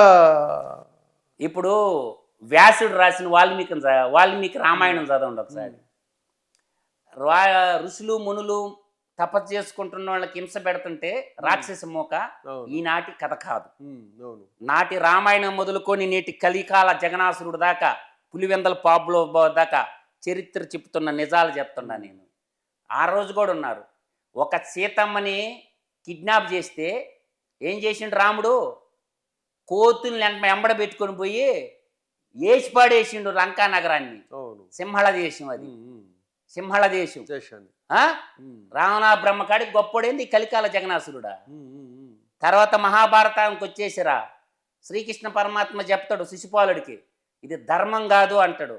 ఏం చేసిండా శ్రీకృష్ణుడా? యుద్ధం చేసిండా? యుద్ధం చేయించిండు శ్రీకృష్ణుడు. మొత్తాన్ని కురువంశం నిర్వంశం చేసిండు. ఎందుకు చేసిండా? ఒక ఆడ మనిషిని నిండు సభలో బట్ల ఓడదీసిన పాపానికి అటు పాండురాజు పిల్లల్ని ఇటు ధృతరాష్ట్రుడి పిల్లల్ని కురుక్షేత్ర మహాసంగ్రామంలో చెప్పి చంపిండు ఒక్కొక్కడిని. భీష్మపిత మరణం లేని భీష్మ పితామహుణ్ణి కూడా చంపిండు. ఎందుకు చంపిండా? యుద్ధం చేసిండా? యుద్ధం చేపించిండు శ్రీకృష్ణుడు. మహాభారత సంఘటన గురించి చెప్పిన. మనకు మధ్యలో జరిగిన ఇంకొక సంఘటన చెప్తా. నాగమ్మ, పల్నాటు నాగమ్మ, నాయకురాలు నాగమ్మ తన భర్తని 13 ఏళ్ల ప్రాయంలో చంపినందుకు నలగాముడు వంశాన్ని నరికి చంపి నాగులేట్లో రక్తపు ఏర్లు బారిచ్చింది నాగమ్మ. యుక్తి కూడా పనిచేస్తుంది, ఆయుధం ఒకటే కాదు. అందువల్ల ఏమైంది? ఒకటి నలగామ వంశం. అప్పుడు అంటది నాగమ్మ, బెమ్మన్న న్యాయం న్యాయం అని ఇప్పుడు చంపుతుండవే 17 ఏళ్ల వయసు అప్పుడు నా భర్తను చంపినప్పుడు న్యాయం ఏమైందన్నా అని అడిగింది. ఈ రాజ్యం నువ్వే ఏలుకోపో అన్నా, వాళ్ళు దుర్మార్గులు కాబట్టి చంపినానంటది. నాటి శ్రీకృష్ణుని తీసుకున్నా, పల్నాడు చరిత్రలో నాయకురాలు నాగమ్మని చూసుకున్నా, అటు రామాయణంలో రాముణ్ణి తీసుకున్నా, ఆ రోజు మనకి ఈ రాక్షస సంత నాటి పురాణ కాలం నుంచి నేటి కలియుగం దాకా ఉండనే ఉంటుంది. అందువల్ల అర్థం చేసుకోవాలా, ధర్మో రక్షిత రక్షిత కృషితో నాస్తి దుర్భిక్షం లోకా సమస్త సుఖినో భవంతు. ఇది మన ధర్మం చెప్తుండేది. ప్రపంచంలో ఉన్నోళ్ళు అందరూ బాగుండాలా, సర్వే జనా సుఖినో భవంతు అంటే ప్రజలందరూ బాగుండాలా, అందులో మనం ఉండాలా. నువ్వొక్కడవే ప్యాలెస్లు కట్టుకొని నువ్వొక్కడవే దోసేసి లక్షల కోట్లకు అధిపతి అయిపోమని చెప్పాల మన ధర్మం. మన సనాతన ధర్మం చెప్పినటువంటి గొప్ప నీతి ధర్మం ప్రపంచంలో నీకు ఎక్కడ అవపడదు, ఏ ధర్మాల్లో అవపడదు లలిత్ గారు. నేను చెప్పినది ఎక్కడన్నా ఏ మత గ్రంథంలో ఉందన్నా నాకు చెప్పండి. The point of view Lalit గారు, లోకా సమస్త సుఖినో భవంతు, సర్వే జనా సుఖినో భవంతు, ధర్మో రక్షిత రక్షిత. ఈ 3 పదాలు ఎక్కడన్నా నీకు వినపడతాయని నాకు చెప్పండి. నేను గొప్ప అని చెప్పుకుంటాయి తప్ప ఈ 3 లైన్లు ఉంటాయా? అందువల్ల ధర్మాన్ని నువ్వు కాపాడితే అది నిన్ను కాపాడబడుతుంది. అందుకనే మన జడ్జీల కుర్చీ మీద, ముఖ్యమంత్రుల కుర్చీ మీద సత్యమేవ జయతే అని అంటారు. సత్యం ఉందా ఈ నాయకుల కాడ? లేదు. సత్యం ఉందా? సత్యమే మాట్లాడరు కదా. అశుద్ధపు మాటలు మాట్లాడకపోతే సంతోషం, అశుద్ధం మాటలే కదా వాళ్ళు మాట్లాడేది. పద్దలు లేసి లలిత్ గారు. అందువల్ల ఏంటంటే దినదిన గండం 100 ఏళ్ళ ఆయుష్. నేను ఇంకో విషయం చెప్తాను మధు గారు. ఇఫ్ కేస్ ఒకవేళ మొన్న జరిగిన ఎలక్షన్స్లో జగన్మోహన్ రెడ్డి గెలిచి ఉంటే ఆంధ్రప్రదేశ్ పరిస్థితి ఎలా ఉండేది? గుర్తుపెట్టుకోండి లలిత్ గారు, జగన్మోహన్ రెడ్డికి ముఖ్యమంత్రి పదవి దేనికి అవసరం చెప్పనా? ఎందుకంటే అతని ఈడీ సిబిఐ కేసుల నుంచి తప్పించుకోవడానికి తప్ప ముఖ్యమంత్రి పదవి ప్రజల కోసం, ప్రజల సంక్షేమం కోసం కాదు. అతను దోపిడీ చేసినటువంటి, తండ్రి అధికారాన్ని అడ్డం పెట్టుకొని దోపిడీ చేసినటువంటి ఆ కేసుల్లో నుంచి బయటపడటం కోసం రాజకీయ జగన్నాటకం ఆడుతున్నాడు. అంతే తప్ప ప్రజల కోసం కాదు అతనికి ముఖ్యమంత్రి పదవి. ప్రజల కోసం అతనికి ముఖ్యమంత్రి పదవే, ప్రజా సంక్షేమం, ప్రజాపాలకుడికి అనుకుంటే అమరావతిని బొందలగడ్డ అనేవాడు కాదు, బొత్స సత్యనారాయణ అమరావతిని శ్మశానం అనేవాడు కాదు. ప్రపంచంలో అత్యధిక జనాభా ఉన్న 145 కోట్ల మంది ప్రజలకి ఒకటే రాజధాని న్యూఢిల్లీ ఉంటే పట్టుమని 6 కోట్లు లేని ఆంధ్రులకి 3 రాజధానుల ముచ్చట చెప్పేవాడే కాదు. అర్థమవుతుందా? అంటే ఈరోజు పోలవరం డ్యాముని గోదాట్లో ముంచేవాడు కాదు. అంటే రివర్స్ టెండరింగ్ పెట్టుకొని రివర్స్ పాలన చేసి, అంటే ప్రతిదీ రివర్స్. అతనికి తెలిసి చేశాడా, తెలియక చేశాడా? నేను ఒక మాట చెప్తున్నా. జగన్మోహన్ రెడ్డి అబిడ్స్లో కాలేజ్ ఉంది, బీకామ్ చదివినానని అఫిడవిట్లో రాశాడు. మీ ఛానల్ తరఫున యాజ్ ఎ జర్నలిస్ట్గా మీరు పోయి ఆ రికార్డు బయటికి తీయండి. ఒక్క రోజున్న కాలేజీకి పోయినా నాకు చెప్పమానండి. వాడెవడో మాకు తెలియదు అంటారు ఆ కాలేజీలో అబిడ్స్లో. పోనీ ఇంటర్మీడియట్ ఏ కాలేజీలో చదివి ఉంటే నాకు చెప్పమానండి. జగన్మోహన్ రెడ్డి ఇంటర్మీడియట్ ఏ కాలేజీలో చదివి ఉంటే నాకు చెప్పమానండి. ఇక్కడ ఉన్న ప్రతి పిల్లలు కాలేజీకి పోతారు, కాన్వకేషన్ సర్టిఫికేట్ ఇస్తారు కదా. ఒక్కసారి అబిడ్స్లో జగన్మోహన్ రెడ్డి చదివిన కాలేజీకి వెళ్ళండి, అటెండెన్స్ రిజిస్టర్ ఉంటుంది, ఆ రోజు కాలంది తీసి చూడండి. ఒక్క రోజు కూడా కాలేజీకి పోలా, అయినా సర్టిఫికేట్ ఎట్ట వచ్చింది? ఇంటర్మీడియట్ ఎక్కడ చదివినావు? అటెండెన్స్ చూడండి. 10th క్లాస్ మన పరిస్థితి ఏంది? పంజాగుట్ట పోలీస్ స్టేషన్లో పోయి ఎంక్వైరీ చేసుకోండి, ఎఫ్ఐఆర్ కాపీ దొరకదు. పేపర్లో కొట్టేసిన కేసు హైదరాబాద్ పబ్లిక్ స్కూల్లో. పోయి చూసుకో, ఎత్తుక్కోండి. హైదరాబాద్ పబ్లిక్ స్కూల్లో 10th చదివేటప్పుడు పేపర్లో దొంగిలిచ్చిన కేసు పంజాగుట్ట పిఎస్ లో ఉంచో చూసుకోండి. పోయి జగన్మోహన్ రెడ్డి ఒకటేనా గ్రూప్ ఆడ ఎఫ్ఐఆర్ కాపీ బయటికి తీసుకోండి. అంటే మనం ఇత్తనం ఒకటి నాడితే వృక్షం ఇంకొకటి రాదు. అందువల్ల కంప్లైంట్ ఇచ్చింది స్కూల్ వాళ్ళు అంటారు. ఆ రోజు 10th క్లాస్ పేపర్లో హైదరాబాద్ పబ్లిక్ స్కూల్ ప్రిన్సిపాల్ని ఇంటర్వ్యూ చేయండి, పాత రికార్డులు తీయండి, పంజాగుట్ట పోలీస్ స్టేషన్లో ఎఫ్ఐఆర్లు బయటికి తీయండి, వచ్చేస్తుంది. ఈయన ఎంత మాత్రం ఫస్ట్ క్లాస్ స్టూడెంట్ అనేది తేలిపోద్ది. నేను ఫస్ట్ క్లాస్ స్టూడెంట్ అండి అని చెప్పి ధైర్యంగా చెప్పాడు. నీ గురించి నువ్వు చెప్పుకోవటం కాదు, ఒక మన ఏమారెడ్డి గారు చెప్తారు ఏమన శతకంలో, పుత్రోత్సాహము నాడు కలగదు తండ్రికి, పుత్రుని కనుగొని జనులు పొగడగా అప్పుడు ఉత్సాహపడతాడని చెప్తాడు ఏమారెడ్డి గారు. అర్థమవుతుందా? అందువల్ల ఒక్కడు గుర్తుపెట్టుకుని, తనకున్నటువంటి రాజకీయాన్ని అడ్డం పెట్టుకొని, తండ్రి అధికారాన్ని అడ్డం పెట్టుకొని డబ్బులు సంపాదించేసి ఆ సంపద ద్వారా కొంతమందిని ఎంగేజ్ కొట్టుకొని మోక సైన్యాన్ని పెట్టుకొని సోషల్ మీడియాలో మనకు ఒక పక్షి ఛానల్, ఒక పక్షి పేపర్ని పెట్టుకొని కొంతమంది జర్నలిస్టుని పెట్టుకొని ముసుగు తగిలించుకొని మనం విచ్చలవిడిగా మన గురించి మనమే డోలు కొట్టుకొని, అంటే ప్రజలు గమనించలేదు అనుకుంటున్నావా ఏంది? ఇవన్నీ ఎవరికి తెలియదు అనుకుంటున్నావా ఏంది? కాబట్టి అందరికి అన్ని విషయాలు తెలుసు.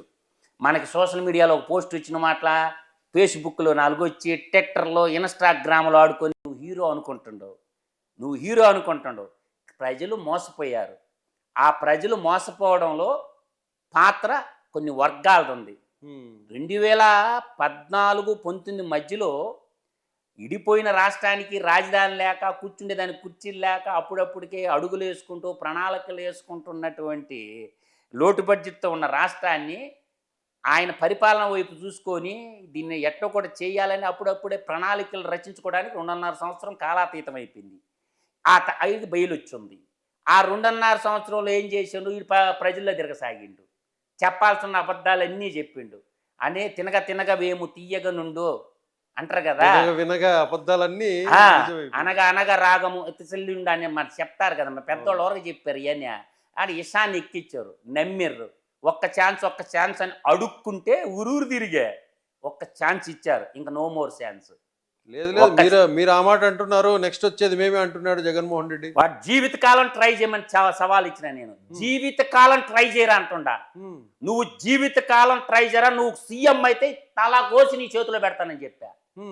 నేను సవాల్ ఇచ్చేవాడికి, జగన్మోహన్ రెడ్డి అనే ఓడు ఇంకా ముఖ్యమంత్రి అయితే వాడు జీవితకాలం ట్రై చేయమని తల కోసి వాడి చేతులు గిఫ్ట్గా ఇస్తాను. కన్నికంటి హనుమంతులాగా నేను పెద్ద కంటి రెడ్డిని, సింహపూరి గడ్డ మీద పుట్టిన పెద్ద కంటి రెడ్డిని. అసలు నువ్వు ఏ రెడ్డో చెప్పరని అడుగుతుంటే వాడు చెప్పుకోలేకపోతాడు. అందువల్ల నేను ఒకటే చెప్తున్నా లలిత్ గారు, నువ్వు జీవితకాలం ట్రై చేయి. నేను బతికున్న రోజులు నువ్వు కానీ ఆంధ్ర రాష్ట్ర ముఖ్యమంత్రి అయితే ఈ తలగోసి కన్నిగంటి హనుమంతులాగా నీ చేతిలో పెడతానని చెప్తాను. అందువల్ల నువ్వు ముఖ్యమంత్రి పీఠం ఎక్కాలంటే నన్ను దాటిపోవాలా, అది గుర్తు పెట్టుకోరా అని చెప్తున్నా నేను. వాడు గెలకని కుటుంబానికి వెళ్ళిపోయాడు, వాడు గెలకని కుటుంబాన్ని తెలియకుండా నా కుటుంబంలో వెళ్ళిపెట్టాడు వాడు. అవునా? అందువల్ల లలిత్ గారు వాడికి తెలియదు, నేను ఎవడో తెలియదు, నా కుటుంబ హిస్టరీ ఏందో వాడికి తెలియదు. వాడు నా కుటుంబంలో వెళ్ళిపెట్టాడు. నీ శిరస మీద పెట్టి తొక్కినా నా కొడక నేను నిన్ను, నీకు తెలియకుండానే నువ్వు నన్ను శత్రువుని చేసుకున్నావు. నేను సింహపూరి గడ్డ మీద పుట్టిన సింహాన్రా. నువ్వు నీలాగా ఆట నేను ఆడితే ఎలా ఉంటుందో నీకు రుచి చూపించబోతుండా. అందువల్ల నాకేదో పెద్ద పోటుగాడి అంటున్నావు కదా. నేను ఇక్కడ మధు గారు, మీ కుటుంబంలో ఏం చేశాడు జగన్మోహన్ రెడ్డి? ఇప్పుడు మా తమ్ముడు సార్ కార్గిల్ యుద్ధం చేసి ఈ దేశాన్ని గెలిపించిండు. కార్గిల్ యుద్ధం చేసి ఈ దేశాన్ని కాపాడిన కుటుంబం నాది. ఈరోజు ఈ మేకపాటి నా కొడుకులు ఎవరైతే ఉన్నాడో గౌతమ్ రెడ్డి గాడు, వాడు రాజమోహన్ రెడ్డి గాడు పెద్ద ముసుగు తగిలించుకొని నా కొడుకులు నా తమ్ముడిని నాకు లేకుండా చేశారు. వదులుతానా? ఎట్లా ఏదన్నా కానీ, కారణం ఏదన్నా కానీ కూర్చొని మాట్లాడుకొని పరిష్కరించుకోవాలా.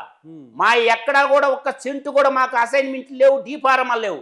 రాజకీయాన్ని అడ్డం పెట్టుకొని ఎమ్మెల్యేలు అయిపోయి మేకపాటోడు ఎవరితో సమావేశం చేసిండో.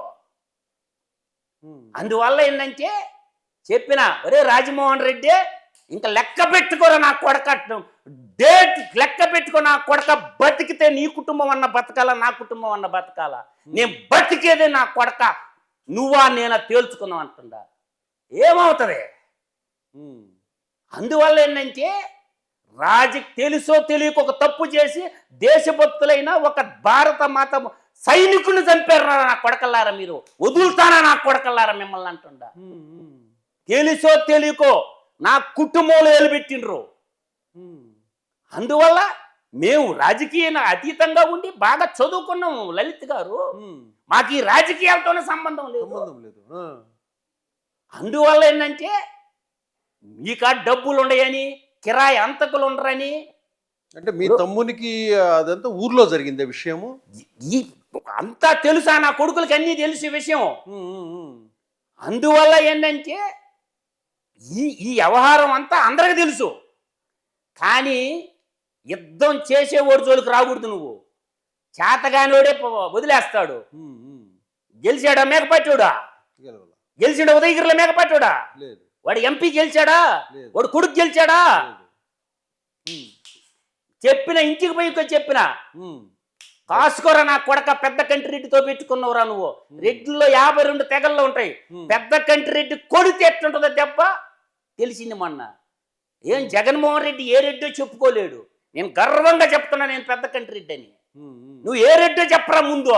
ఇప్పుడు రేవంత్ రెడ్డి ఉండో, నల్లమల్ల పాలమూరు పులిబిడ్డ, నికాలేసిన మోటాటి రెడ్డి, గర్వంగా చెప్తాడు రేవంత్ రెడ్డి. వాడు ఏ రెడ్డో చెప్పుకోలేనుడు వాడి ఇంటిక. ఉమ్. అందువల్ల ఏంటంటే నువ్వు గెలకనోడిని గెలికినవు. నువ్వు మీరు 5 సంవత్సరాల పాటు పోరాటం చేశారు కదా దీని మీద, దేని మీద? ఈ ప్రభుత్వ వ్యతిరేక విధానాల మీద. 5 సంవత్సరాలు నేను చేయలేదండి. లేదా?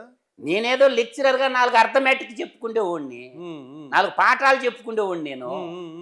అంతకు తప్ప ఈడేదో అనుకుంటుండో నేను పెద్ద పోటుగాడిని, పెద్ద పుడింగినని. కరెక్ట్గా డిసెంబర్లో ఎంటర్ అయినా, 4 నెలలకు నీ చరిత్ర ముగిచ్చిన. డిసెంబర్ 4 నెలల్లో 4 నెలల్లో నీ సినిమా. వాడు ఆరా మస్తాన్ గాడు ఏమన్నాడు, సర్వే ఇస్తే నేనే కౌంటర్ ఇచ్చింది. ఒరే ఆరా మస్తాన్ రారా అన్న, 100 కోట్లు పెడతా, నువ్వు మగాడు అయితే రా. జగన్మోహన్ రెడ్డి అనేవాడు కానీ గెలిస్తే, మొట్టమొదట కర్ణాటక ఫలితం చెప్పింది నేనే, తెలంగాణ ఫలితం చెప్పింది నేనే. మీరు పెద్ద పెద్ద ఛానళ్ళు అన్నీ చూసుకుంటారు లలిత్ గారు, పాత ఉంటాయి చూసుకోండి. ఏమైంది ఆరామస్తాన్ సర్వే? ఏ చదువు చంది లేనివాడికి నీకెంత ఉంటే ఒక అర్థమాటిక్ లెక్చరర్కి నాకెంత ఉండాలి? అందువల్ల ఏంటంటే వీళ్ళు అనుకుంటారు వ్యూహంకి ప్రతి వ్యూహం. గరుడ వ్యూహం గురించి నీకు తెలియదు, చక్ర వ్యూహం గురించి నీకు తెలియదు, త్రిశూల వ్యూహం గురించి నీకు తెలియదు, గరుడు పురాణం గురించే నీకు తెలియదురా. గరుడు పురాణాన్ని అవపోసన పుట్టినోడురా నేను. నువ్వు ఎత్తేస్తే 10 ఎత్తులు వేస్తా. నువ్వు ఎన్ని ఎత్తులన్నా వేసుకో, 10 ఎత్తులు వేస్తా. మీరు ఇప్పుడు ఈ మాట అంటున్నారు కదా, సేమ్ పవన్ కళ్యాణ్ కూడా ఈ 1 సంవత్సరం పాటు కొంచెం ఆవేశంగా ప్రసంగాలు చేసేవాడు గత ప్రభుత్వం ఉన్నప్పుడు. 1 సంవత్సరం కరోనా అయిపోయిన తర్వాత ఆవేశం తగ్గించి ఆలోచన చేయటం మొదలుపెట్టాడు. ఆయన ఒకటే మాట అన్నాడు, ఆ ప్రభుత్వం రాదు, నేను చెబుతున్నా, నేను విహంగ వీక్షణం చేస్తున్నా అని. మీరు అన్నట్లు కొన్ని ఆయన కూడా ఇవి కూడా పాటించినట్లుంది పవన్ కళ్యాణ్ గారు. ఒక్క మాట చెప్తలా, ఒక మేధావి మౌనం ఈ దేశానికి ప్రమాదకరం. మేధావులు మౌనంగా ఉండటం కూడా దేశానికి ప్రమాదకరం. లలిత గుర్తుపెట్టుకోండి, మేధావులన్నీ పార్లమెంట్లో ఉన్నాయి, మేధావులందరూ 4 గోళ్ల మధ్య నలిగిపోతున్నారు. కాబట్టి నేను అంటుండే పాయింట్ ఏంటంటే, పవన్ కళ్యాణ్ గారు జనసేన పార్టీ పెట్టక ముందు కూడా నేను 2008లో 117 డివిజన్లో, హైదరాబాద్ డివిజన్లో కార్పొరేట్ కంటెస్టింగ్ క్యాండిడేట్ని 2008లో. 117 ఎక్కడ వస్తుంది అది? కూకట్పల్లి అందరికి తెలిసినోడినే. 117 డివిజన్లో నేను కార్పొరేటర్కి పోటీ చేసినోడి. 117 డివిజన్లో ఇండిపెండెంట్ గా బోస్ గారి పార్టీ, ఆల్ ఇండియా ఫార్వర్డ్ బ్లాక్ అని నేతాజీ భవన్ కట్టారు. అందువల్ల ఏంటంటే నేను దగ్గరుండి ఇవన్నీ పరిశీలించినోడిని. ఉదయగిరి నియోజకవర్గం మీద ప్రతి గడప, ప్రతి పిల్లోడికి, ప్రతి చెట్టుకి, ప్రతి పుట్టకి నేనేంటో తెలుసు ఉదయగిరి నియోజకవర్గంలో. నే మధు అన్న ఎలాంటి వాడని అడిగితే ఉదయగిరి నియోజకవర్గంలో ఉన్న ప్రతి పల్లి, క్యాస్ట్లకు అతీతంగా, రిలీజన్కి అతీతంగా ఒక్కడ చేత చెడ్డ అనిపించండి సార్, ఒక్కడ చేత అన్నా అని పిలుస్తారు ఆప్యాయంగా. నాకు మొత్తం తెలుసు. నా మీద చాలా కేసులు పెట్టిండు జగన్మోహన్ రెడ్డి. నా తెల్లింటికి కూడా బేకలేకపోయిండు. ట్రై చేయరని చెప్పా. త్రివిక్ర వర్మ వార్నింగ్ ఇచ్చిండు అప్పటి డీజీపీ, ట్రై చేయరన్న. నాకే కాదురా పెళ్ళాం బిడ్డలు నీకు కూడా ఉంటారు అని చెప్పిన. అందువల్ల మంచి వచ్చాడు. జరుగుతూనే ఉంది, ఇది కంటిన్యూగా జరుగుతూనే ఉంది. సంఘటన మీ తమ్ముడు జరిగిన సంఘటన ఇప్పటిది ఎన్ని సంవత్సరాల క్రితం? ఇది 10 ఏళ్ళు పైన. 10 ఏళ్ల పైన నుంచి జరుగుతుంది. అప్పటి నుంచే నేను దీన్ని, ఇప్పుడు యుద్ధం చేయాలంటే ఆర్థిక వనరులు బలంగా ఉండాలి. అవును. కాబట్టి ఆర్థిక వనరులు బలంగా లేకపోతే యుద్ధం చేయలేము. వాళ్ళేమో ఎమ్మెల్యేలు, మంత్రులు, ఆ తర్వాత రాష్ట్ర స్థాయి దేశ స్థాయిలో దేశ చక్రం స్థాయిలో. తిప్పుతారు. అవును. కాబట్టి నిన్ను ఢీ కొట్టాలంటే నాకు ఒక సైన్యం ఉండాలి. ఉండాలి. అవును. సమయం ఆసన్నమైంది కాబట్టి సైన్యం. ఇప్పుడు మీకు ఎట్లా అంటే వీడు అనుకుంటుండు స్వతంత్రోద్యమంలో కేరళలో ఒక మూమెంట్ ఉంది, ఇప్పుడు మంగళూరు ప్రాంతంలో ఒక మూమెంట్ ఉంటుంది, రాణి చెన్నమ్మ. తర్వాత తమిళనాడులో గ్రూప్ ఉంటుంది. ఇట్లా మన తెలంగాణ కానీ అన్ని వర్గాల్లో రాజతంత్రం యుద్ధతంత్రం తెలిసినటువంటి నేను అనుకున్న వే ఒకటి. నా తమ్ముడు మిలిటరీలో పనిచేసిండు, ఈ దేశానికి పనిచేసిండు కాబట్టి మాజీ మిలిటరీలో పనిచేసిన వాళ్ళందరూ వాళ్ళ సూచనలు గైడ్లైన్స్ యుద్ధం చేద్దాం. కాబట్టి ఈ న్యాయస్థానాల మీద నమ్మకం లేదు. ఎందుకు? వాళ్ళు జడ్జిమెంట్లు ఎవరు, ఎంక్వైరీలు చేయరు. అందువల్ల ఏంటంటే పంటికి పన్నే, ఇప్పుడు కంటికి కన్నే మా సిద్ధాంతం. అందువల్ల ఏంటంటే మీరు అర్థం చేసుకోవాల్సింది ఇంకోటి ఏంటంటే ఒకటి గుర్తుపెట్టుకోండి. బోస్ గారు మాకు ఒకటి చెప్పారు, జై హింద్ అంటాం మేము. ఎవరికన్నా అర్థం తెలుసా? ఆ పదం ఎలా పుట్టింది, ఎవరు సృష్టించారు? ప్రతి ఒక్కరు మనం స్కూళ్ళల్లో జాతీయ గీతం పాడినప్పుడు కానీ అవును అంటుంటారు, ప్రతి ఒక్కరు జై హింద్ అంటారు. అది అసలు ఆ పదం ఎలా పుట్టింది ఎవరికన్నా తెలుసా? సుభాష్ చంద్రబోస్ గారు అటు జర్మనీ నుంచి జపాన్ వచ్చిన తర్వాత సింగపూర్ చేరుకున్నాక షార్ట్కట్లో చెప్తుండ ఐఎన్ఏ ఆజాద్ హింద్ ఫౌజ్ నిర్మించిన తర్వాత అక్కడ బ్రిటిషర్స్కి అగెనెస్ట్గా ఎవరైతే ఉన్నారో ఆ సోల్జర్స్ అన్ని ఒక గ్రూప్ అట్టుండేది. జపాను జర్మనీ వాళ్ళు బందీలుగా పట్టుకున్నారు. అంటే అప్పుడు బ్రిటిష్ ఇండియా అనేవాళ్ళు కదా, 50,000 మంది సైనికులను కాపాడాడు ఎవరు? బోస్ గారు. వాళ్ళని చంపాల్సింది హిట్లర్. నేను వాళ్ళకి బ్రిటిష్ వాళ్ళకి వ్యతిరేకంగా నేను పోరాటం చేస్తాను, ఆ 50,000 మందిని నాకు ఇమ్మన్నాడు. అదే సైన్యం. వాళ్ళని తీసుకొని ఆ బెటాలియన్ తీసుకొని 50,000 మంది ప్రాణాలు కాపాడాడు ఆనాడే. అంటే బ్రిటిష్ ఇండియాలో మన భారతీయులు కూడా ఉండేవాళ్ళు సైనికులు. వాళ్ళల్లో సిక్కులు ఉండేవాళ్ళు, వాళ్ళల్లో మీకు ముస్లిమ్స్ ఉండేవాళ్ళు, వాళ్ళల్లో హిందువులు ఉండేవాళ్ళు. ఒక ఇద్దరు సైనికులు ఎదురుపడ్డప్పుడు లలిత్ గారు ఏమనుకునేవాళ్ళు అంటే సిక్కులు ఇద్దరు సైనికులు ఎదురుపడితే సంత శ్రీ ఆకాల్ అనేవాళ్ళు. తర్వాత ఇద్దరు ముస్లిం సైనికులు ఎదురుపడితే సలాం అలైకుం అనుకునేవాళ్ళు. హిందూ సైనికులు ఇద్దరు ఎదురైతే జై శ్రీరామ్ అనేవాడు. ఇది బోస్ గారికి నచ్చల. ఒకే ఒక పదం ఉండాలా అనుకున్న మూమెంట్లో మన హైదరాబాద్ అబ్బాయి ముస్లిం కుర్రోడు అప్పట్లో బీటెక్ చదవటానికి జర్మనీ పోయాడు, మెకానికల్ ఇంజనీర్. ఆయన మెకానికల్ ఇంజనీరింగ్ చదువుతూ 2 సంవత్సరాలు అయిన తర్వాత, ఇప్పుడు గద్దరన్న కూడా బీటెక్ చదువుతానే కదా అన్నలోకి పోయింది. ఇప్పుడు ఇంజనీరే కదా గద్దరన్న కూడాను, జేఎన్టీ స్టూడెంటే కదా, ఎలక్ట్రికల్ ఇంజనీరే కదా. చాలా మంది తెలియదు గద్దరన్న బీటెక్ చదువుతానే పోయింది అడుగుల్లోకి, మన ప్రజాకవి గద్దరన్న గారు. అట్లాగే ఈ అబ్బాయి జర్మనీలో బీటెక్ చదువుకుంటున్నాడు మెకానికల్ ఇంజనీరింగ్. ఆ మెకానికల్ ఇంజనీరింగ్ చదువుకుంటే బోస్ గారి రేడియో ప్రసంగాలకు ఉత్తేజితుడయ్యి ఐఎన్ఏలో జాయిన్ అయ్యాడు. ఆ అబ్బాయి ఒక పదం రాసిచ్చాడు, మన హైదరాబాద్ ఆయన రాసిచ్చాడు జై హింద్ అని. ఆ రోజు నుంచి ఈ మనం చేసేటప్పుడు సైన్యం చేసేటప్పుడు ఒక రోజు ఒక సందర్భంలో బోస్ గారు జై హింద్ అంటాడు. జై హింద్. ఆ రోజు నుంచి ఆ పదం అలా వచ్చింది. దానికి మీనింగ్ ఏంటంటే జై అంటే విజయం, హిమ్ అంటే హిమాలయ పర్వతాలు, దద్ అంటే దక్షిణ పదం, ఈ మధ్యలో ఉండే భూభాగానికి విజయం చేకూర్చమని. హిందూ దానికి పదం మీనింగ్ అంటే జై అంటే విజయం, హిమము అంటే మంచు, మంచు పర్వతాల నుంచి దక్షిణ పదం దాకా ఉండేటటువంటి భూభాగానికి విజయం చేకూర్చు తల్లి అని చెప్పేది అది జై హింద్. ఇంతకీ మధుసూదన్ రెడ్డి గారు, బోస్ గారు ఇంకా బతికే ఉన్నాడంటారు, వాస్తవమేనది? నేను అనేది ఒకటి గుర్తుపెట్టుకో, ఈ ప్రపంచ చిత్రపటంలో ఈ ప్రపంచం ఎంత దూరం ఉందో, 7 ఖండాలుగా 203 దేశాలు, ఐక్యరాజ్య సమితి గుర్తించిన 193 దేశాలలో జననం తప్ప మరణం లేని నాయకుడు ఒకే ఒక్కడు, నేతాజీ సుభాష్ చంద్రబోస్. వీళ్ళు చరిత్రలో వీళ్ళ గుర్తులు ఉంటాయనే ఉద్దేశంతో సైడ్ చేశారనిపిస్తుంది. అట్ట కాదు, కాంగ్రెస్ పార్టీని మొట్టమొదటి తీల్చినోడు నాకు చెప్పండి ఈ స్టోరీ. కాంగ్రెస్ పార్టీకి మొట్టమొదటి ఎన్ని పోటీ పడిచింది ఎవరు? మోతీలాల్ నెహ్రూ కాదు. ఆ తర్వాత కాంగ్రెస్ పార్టీకి ఎన్ని పోటీ పొడిచినోడు ఎవడు? అసలు స్వతంత్రోద్యమంలో ఉన్న కాంగ్రెస్ పార్టీకి ఇప్పుడున్న కాంగ్రెస్ పార్టీకి అసలు సంబంధమే లేదు. లేతే ఇందిరాగాంధీ, రాహుల్ గాంధీ, సోనియా గాంధీ, నెహ్రూ గాంధీ అంటారు కానీ వాళ్ళు ఎవరా? దేశభక్తులు కదా వాళ్ళ. ఏం చెప్తారండి? చరిత్రని వాళ్ళు రాసుకుంటే చరిత్ర వద్దా ఏంది? అందువల్ల ఏంటంటే ప్రజలు తెలుసుకోవాలా, ఏదో ఒక రోజు బద్దలు అవుతాయి అన్నీ కూడా. చరిత్రని మర్చిపోతే గతహ అనకూడదు, గతాన్ని గుర్తు పెట్టుకుంటేనే వర్తమానం ఉంటుంది. మీ వీడియోలన్నీ చూసిన తర్వాత జనం మామూలుగా లలిత్ గారు నా గళం ఇనే రాష్ట్ర ప్రభుత్వం చాలా నిర్ణయాలు తీసుకున్నది. నన్ను ఎవరో దగ్గరగా వాచ్ చేస్తున్నారు, నా మాటలు ఎవరో వింటున్నారు అని నేనైతే ప్రగాఢంగా విశ్వసిస్తుంటా. ఎందుకంటే చంద్రబాబు నాయుడు గారు తీసుకున్న చర్యలు నేను ఒక వీడియో చేశా. మచిలీపట్నం బీపీసీఎల్ అని అన్నప్పుడు అప్పుడు గళమెత్తా.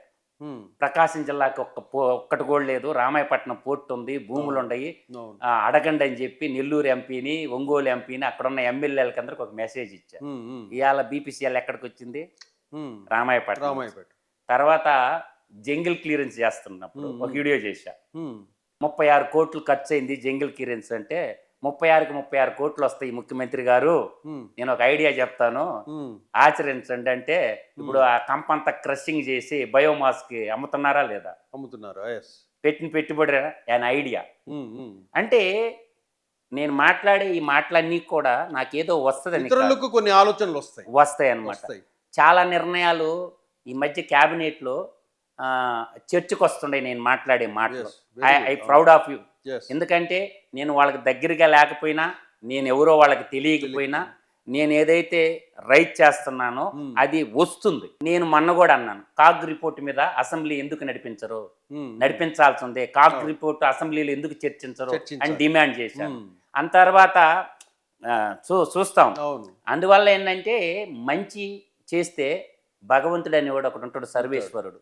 ఆయన మన కంటికి కానరాడు, కానీ మనల్ని నడిపిస్తుంటాడు. నాకేంటంటే అచంచలమైన భక్తి ఉంటుంది. దేవుడు ఏడు ఉంటాడంటే నేను ఒప్పుకోను. ఆయనకేం పని బాటలేదు. నువ్వు ఉంటుండవు ఒక చోట, నువ్వు ఉంటుండవు అంట లలిత్ గారు ఒక చోట, ఆయనకేం పని బాటలేదా? నువ్వు మనం పీల్చే గాలి అవపడుతుందా? కానీ మనం నడిపిస్తుందిగా. తాగే నీళ్ళకి శక్తి ఉందిగా. అంటే మనం తాగే నీళ్ళకి శక్తి ఉంది, మనం పీల్చే గాలికి శక్తి ఉంది. అంటే భగవంతుడు సర్వాంతర్యామి. అందువల్ల ఏంటంటే నీకు సుమిత్రానంద పంత్ గారు చెప్తారు, భగవాన్ హై భగవాన్ కో రూప్ నహి అంటాడు. భగవాన్ హై భగవాన్ కో రూప్ నహి. ఆయనకి రూపం చెక్కేటానికి నువ్వెవడమని నేను అంటుండా. భగవంతుని అచంచలమైన భక్తితో ఉండాల. మనసే మందిరం, ఈ దేహమే దేవాలయం. కాకపోతే ఏంటంటే లలిత్ గారు మీరు అడుగుతారు కాబట్టి, కొంతమంది షూడో మేధావులు భక్తిని కూడా వ్యాపారం చేశారు, దేవుని కూడా వ్యాపారం చేశారు. జగన్మోహన్ రెడ్డి బతికున్నంత కాలం ఇంకా ముఖ్యమంత్రి కాదు. అతనికి ఇంకా మిగిలింది రెండే దారులు జగన్మోహన్ రెడ్డి. ఒకటి సూసైడ్, ఇంకోటి జైలు. ఆల్టర్నేట్ లేనే లేదు Jaganmohan Reddy. Suicide or jail అంతే. అంత మాట అంటున్నారు. పక్కా జడ్జిమెంట్ వస్తే, కన్విక్షన్ వస్తే మీరే ఊహించుకోండి. 11 సిబిఐ కేసుల్లో 9 ఈడీ కేసుల్లో, ఇప్పుడు పడబోయే ఒక 20 కేసుల్లో. 20 కేసులు ఉన్నాయా? ఇది కాకినాడ సెజ్జు ఇప్పుడు 307 రఘురామకృష్ణరాజు కేసులో ఒకటి. ఆ విజయపాల్ ఆడన్నాడు. అవును. ఇప్పుడు అన్నీ వస్తాయి కదా, 1 by అన్ని. ఇప్పుడు ఇంకొక 20 నమోదు అవుతాయి ఇప్పుడు ఈ గవర్నమెంట్ లో. అంటే ఈ గనుల కేసుకు సంబంధించి లిక్కర్ కానీ, లిక్కరు లలిత్ గారు మీరు తప్పుడు అంచనా వేశారు. ఇప్పుడు ఆల్రెడీ బ్లాస్టింగ్ న్యూస్ వస్తుంది మళ్ళీ త్వరలో, ఒక వారం రోజుల్లో. ఒక్క క్వార్టర్ మీద 50 రూపాయలు ప్యాలెస్కి వెళ్ళి అంట. అంటే మన అంచనా ఏంటంటే 35 లక్షల మంది తాగుబోతులు అనేది ఇండియన్ లిక్కర్ స్టాటిస్టిక్స్ తీసుకుంటే ఉంది. అంటే మీరు సింపుల్గా క్యాలిక్యులేషన్ వేసుకోండి. నా అంచనా ఏంటంటే ఇప్పుడు 35 లక్షలు ఇంటూ 5 వేసినప్పుడు సింపుల్గా 175, 5 3 15, 5 5 25, 17,500 కోట్ల రూపాయలు ఒక్క లిక్కర్లోనే ఎట్టిపోయినాయి డబ్బులు. ఇప్పుడు సిఐడి వాళ్ళు అకౌంట్స్ తీస్తున్నారు లలిత్ గారు. క్వార్టర్కి 50 రూపాయలు డిస్టిలరీ వాళ్ళు మేము తాడేపల్లికి ప్యాలెస్కి పంపించినామని చెప్తారు. 170 రూపాయలేవో కన్సాలిడేట్ ఫండ్కి వచ్చినాయి అంట, వాళ్ళు అమ్మింది 220.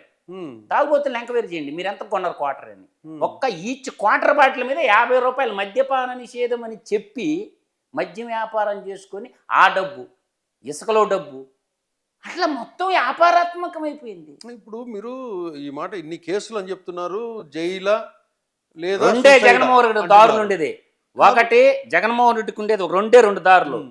ఒకటి సుసైడ్, 2 జైలు.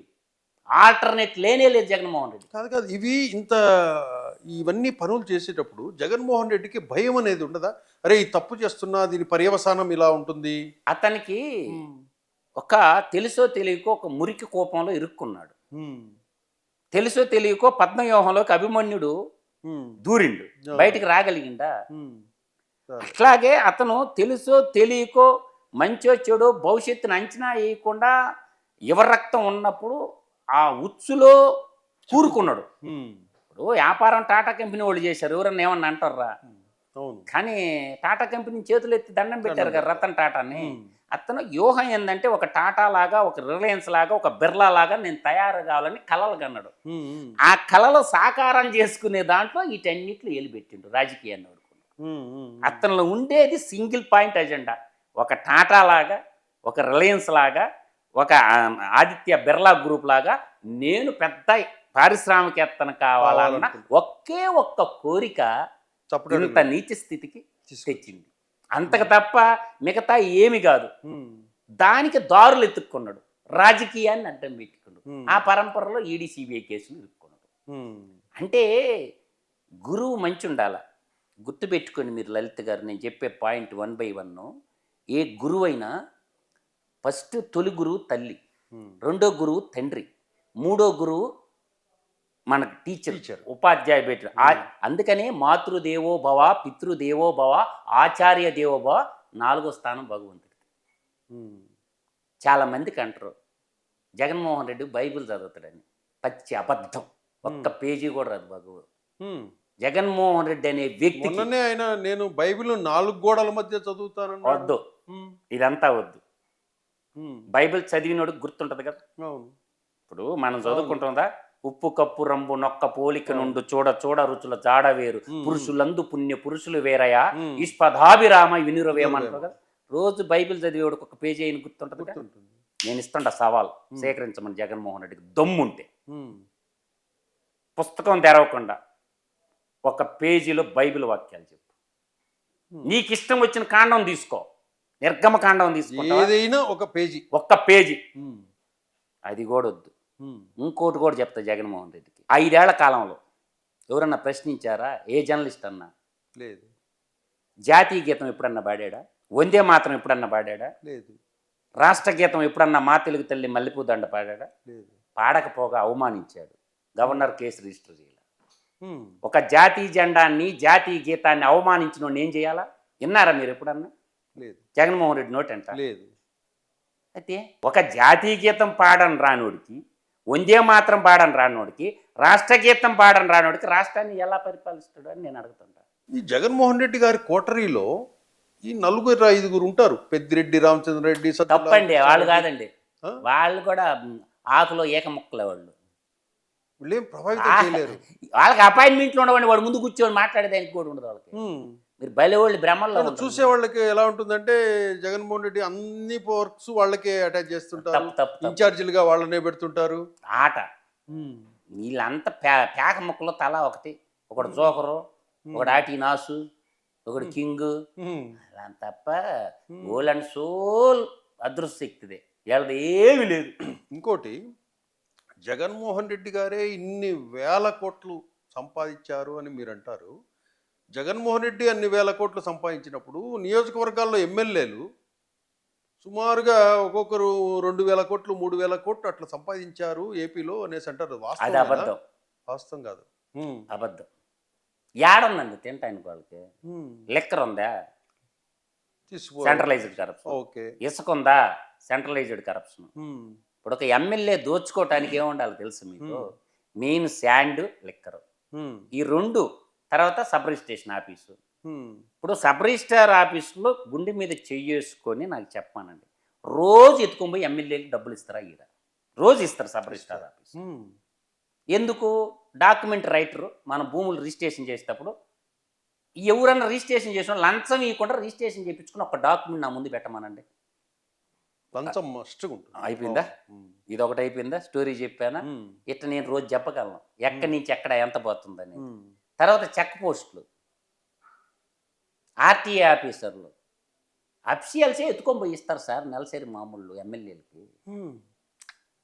అఫిషియల్సే వాళ్ళ వాట వాళ్ళకి ఎత్తుకొని పోయి కవర్లో తీసుకుపోయి ఆడ ఇచ్చేసి వస్తారు ఇంటి దగ్గర. అన్ని డిపార్ట్మెంట్ల కాడ వాళ్ళు వసూలు చేస్తారు. వాడికి ఒకటి పిఏ పెట్టుకుంటాడు, ఎరా నీ మూట రాలేదంటారు. ఎన్ఆర్జీఎస్ పనుల్లో కూడా వదలరు సార్. మాస్టర్లు మనుషులు బారు, మాస్టర్లు వేసేస్తారు. నీకింత నాకింత అంతే. మధుసూదన్ రెడ్డి గారు, ఇప్పుడు షర్మిలకి జగన్మోహన్ రెడ్డి ఆస్తి రాయించాడు అనుకోండి, అప్పుడు తను తప్పుకునేసి కాంగ్రెస్లోకి విలీనానికి గ్రీన్ సిగ్నల్ ఇవ్వచ్చు. నేను అనేది ఎవరు ఆస్తి ఎవరికి రాసిస్తారు? ఆస్తి మీద ప్రజలది. తెలంగాణ సీమాంధ్ర నేల తెలుగు తల్లి బిడ్డలది. దోచేసిన సొత్తు అదేం కష్టపడి సంపాదించింది కాదు లలిత్ గారు. దోపిడీ చేసిన తొమ్ము పంపకాలు ఏంది లలిత్ గారు? ప్రజలకు ఇచ్చేయాలి లలిత్ గారు. తప్పు అయిపోయింది, క్షమించండి, తెలుసో తెలియకో మేము తప్పు చేశాము. ఈ తెలంగాణ తెలుగు తల్లి బిడ్డలకి ఎన్ని వేల కోట్లు ఉంటుందండి అది? ఇంక లెక్కెట్టుకోనండి వరుసగాను 18 కంపెనీలండి. 18 కంపెనీ. వీళ్ళు ఈడీ వాళ్ళు వీళ్ళంతా ఇచ్చింది ఎన్ని కోట్లు అండి అది? అది ఈడీలో 11 సంవత్సరాల క్రితం వేసిందే 43,500 కోట్లు. అది ఈ 5 ఏళ్లలో దోసిందే. ఇది యాడ్ చేయాలి. అది ఆయన అదంతా పోయి ఇప్పుడు దోసేసింది యాడ్ దాపించిండ. ఈ కథ చాలా పెద్ద పోగొత్తాం కదా. నీకు జగన్మోహన్ రెడ్డి సీట్లో మీరు గుర్తుపెట్టుకు, మీరు లెక్కలు బాగా స్టడీ చేయండి. 5 బడ్జెట్లు వచ్చినాయి. ద వర్త్ ఆఫ్ 5 బడ్జెట్లు 2019, 20, 20, 21, 22, 23, 24 ఇట్లా 5 బడ్జెట్లు వాల్యూ ఎంత అనుకుంటున్నారు? 10 లక్షల కోట్లు. అవును. ఈ 10 లక్షల కోట్లలో ఎంప్లాయ్మెంట్ శాలరీలు ఎంత అనుకుంటారు? నెలకు 5,500 కోట్లు, ఆల్ కైండ్స్ ఆఫ్ ఎంప్లాయీస్. అప్పుడు 5 సంవత్సరాలకు వేసుకోండి లలిత్ గారు, మీరు మీకు 3,30,000 కోట్లు వస్తుంది. తర్వాత అతను నేనిచ్చా అని ముల్లి కాదు, ప్రజలు పన్నుల రూపంలో 2,71,000 కోట్ల జగన్మోహన్ రెడ్డి చెప్పిన లెక్క కాడికి వస్తా. ఓవరాల్ కలుపు జోడుతో 6 లక్షల కోట్లు. మిగతా 4 లక్షల కోట్ల అభివృద్ధి నువ్వు చూపిస్తావా? దాని మీద ఎంక్వైరీ ఎందుకు ఏపీ ప్రభుత్వం? నువ్వు రోడ్లు పోసినా, డ్యాములు పోసినా, ఏమన్నా చేసింటే ఈ 4 లక్షల కోట్లు అభివృద్ధి అనేది అవుపడాలి కదా లలిత్ గారు. ఆయన పెట్టి నవరంధ్రాల పథకాలే కదా. 730 హామీలు ఇచ్చి ఎంత కన్నార్పకుండా అబద్ధం చేస్తాడంటే, మీరు రైతు భరోసా అంటారు. రైతు భరోసాలో మొత్తం కలిపి 12 పథకాలు ఉంటాయి. అర్థమవుతుంది లలిత్ గారు? 12 పథకాలు ఉంటాయి, టాప్ టు బాటం. మొదటితో ఒక్కటే ఉంటుంది. దాంట్లో సగం 6,000 కేంద్ర ప్రభుత్వానికి 7,500 అయింది. 2 కలుపుకో 13,500, 37,500 రూపాయలు నేను ఇచ్చా అంటే కింద పెట్టింది. ఆ 12 పథకాల పేర్లు ఎప్పుడు చెప్పరు. 730 హామీలు ఇచ్చి నవరంధ్రాల పథకాలు అమలు చేసిన మహోన్నతుడు. మరి ఎవడు చెప్తాడు ఈ స్టోరీలు? ప్రజలకు తెలియదా ఇవన్నీ? అందువల్ల ఏంటంటే నేను అందుకే చెప్పిన, అబద్ధాలకు ప్యాంటు షర్ట్ వేస్తే వాడే జగన్మోహన్ రెడ్డి అని చెప్పి. మీరు అన్నదాని ప్రకారము ఆ 4 లక్షల కోట్ల అభివృద్ధి చూపించాలి కదా లలిత్ గారు. అవును. ఎందుకు అడగరు ఎమ్మెల్యేలు? ఇప్పుడు బడ్జెట్ పెడితే సరిపోయిందా? నేనేది 10 లక్షల కోట్లు ప్రజలు ఇచ్చారు, కేంద్ర రాష్ట్ర పన్నుల వాటా కలుపుకొని. దాంట్లో నువ్వు జీతాలన్నీ తీసేసిన, ఆయన సంక్షేమ పథకాలన్నీ తీసిన, 4 లక్షల కోట్లు రోడ్లు ఆడబోసిండు, డ్యాములు ఆడగెట్టిండు, స్కూళ్ళు, కాలేజీలు మొత్తం డేటా తీయండి బయటికి. సింపుల్ కదా. మిగతా సొమ్మేదే. అదే పాతప్పులు ఏమన్నా కట్టినవా? 4 లక్షల కోట్లు నువ్వేమన్నా? పోనీ ఇది కాకుండా మళ్ళీ తాకట్టు పెట్టి తెచ్చినప్పుల, కార్పొరేషన్ తాకట్టు పెట్టి తెచ్చినప్పుడు తాకట్టు పెట్టాడు ప్రాపర్టీస్ అన్ని కూడా. ఇప్పుడు సార్వభౌమాధికారిని తాకట్టు పెట్టడం అంటాం. నీకు ఎంఆర్ఓ ఆఫీసులు తాకట్టు పెడితేవి, ఐటీఐ కాలేజీలు తాకట్టు పెడితేవి, ఈ కనబడినల్లా తాకట్టు పెట్టినావు కదా. చివరికి తాగుబోతులు కూడా తాకట్టు పెట్టి 25,000 కోట్లు తెచ్చింది కదా. మద్యపాన నిషేధం అని చెప్పారు. ఇట్లా చెప్పుకుంటూ పెట్టి చాంతాడంత లిస్ట్ ఉంది. అందువల్ల ఏంటంటే ప్రజల్లోకి నిజాలు తీసకపోకపోవటం కూడా జనరలిజం చచ్చిపోయింది. జనరలిజం అమ్ముడైపోయింది. డొవ్వు డబ్బా వాడు కొట్టుకుంటుండు గలగల గలగల గలగల గలగల అని. ఉమ్. అంతే తప్ప జర్నలిజం ఎప్పుడో చచ్చిపోయింది. ఇప్పుడు అంతా ఎవడు డబ్బా వాడు కొట్టుకోవటమే. ఇది మాత్రం అయితే నేను ఘంటాపదంగా చెప్పగలను. ఓకే, థ్యాంక్ యూ మోసన్ రెడ్డి గారు. నమస్కారం.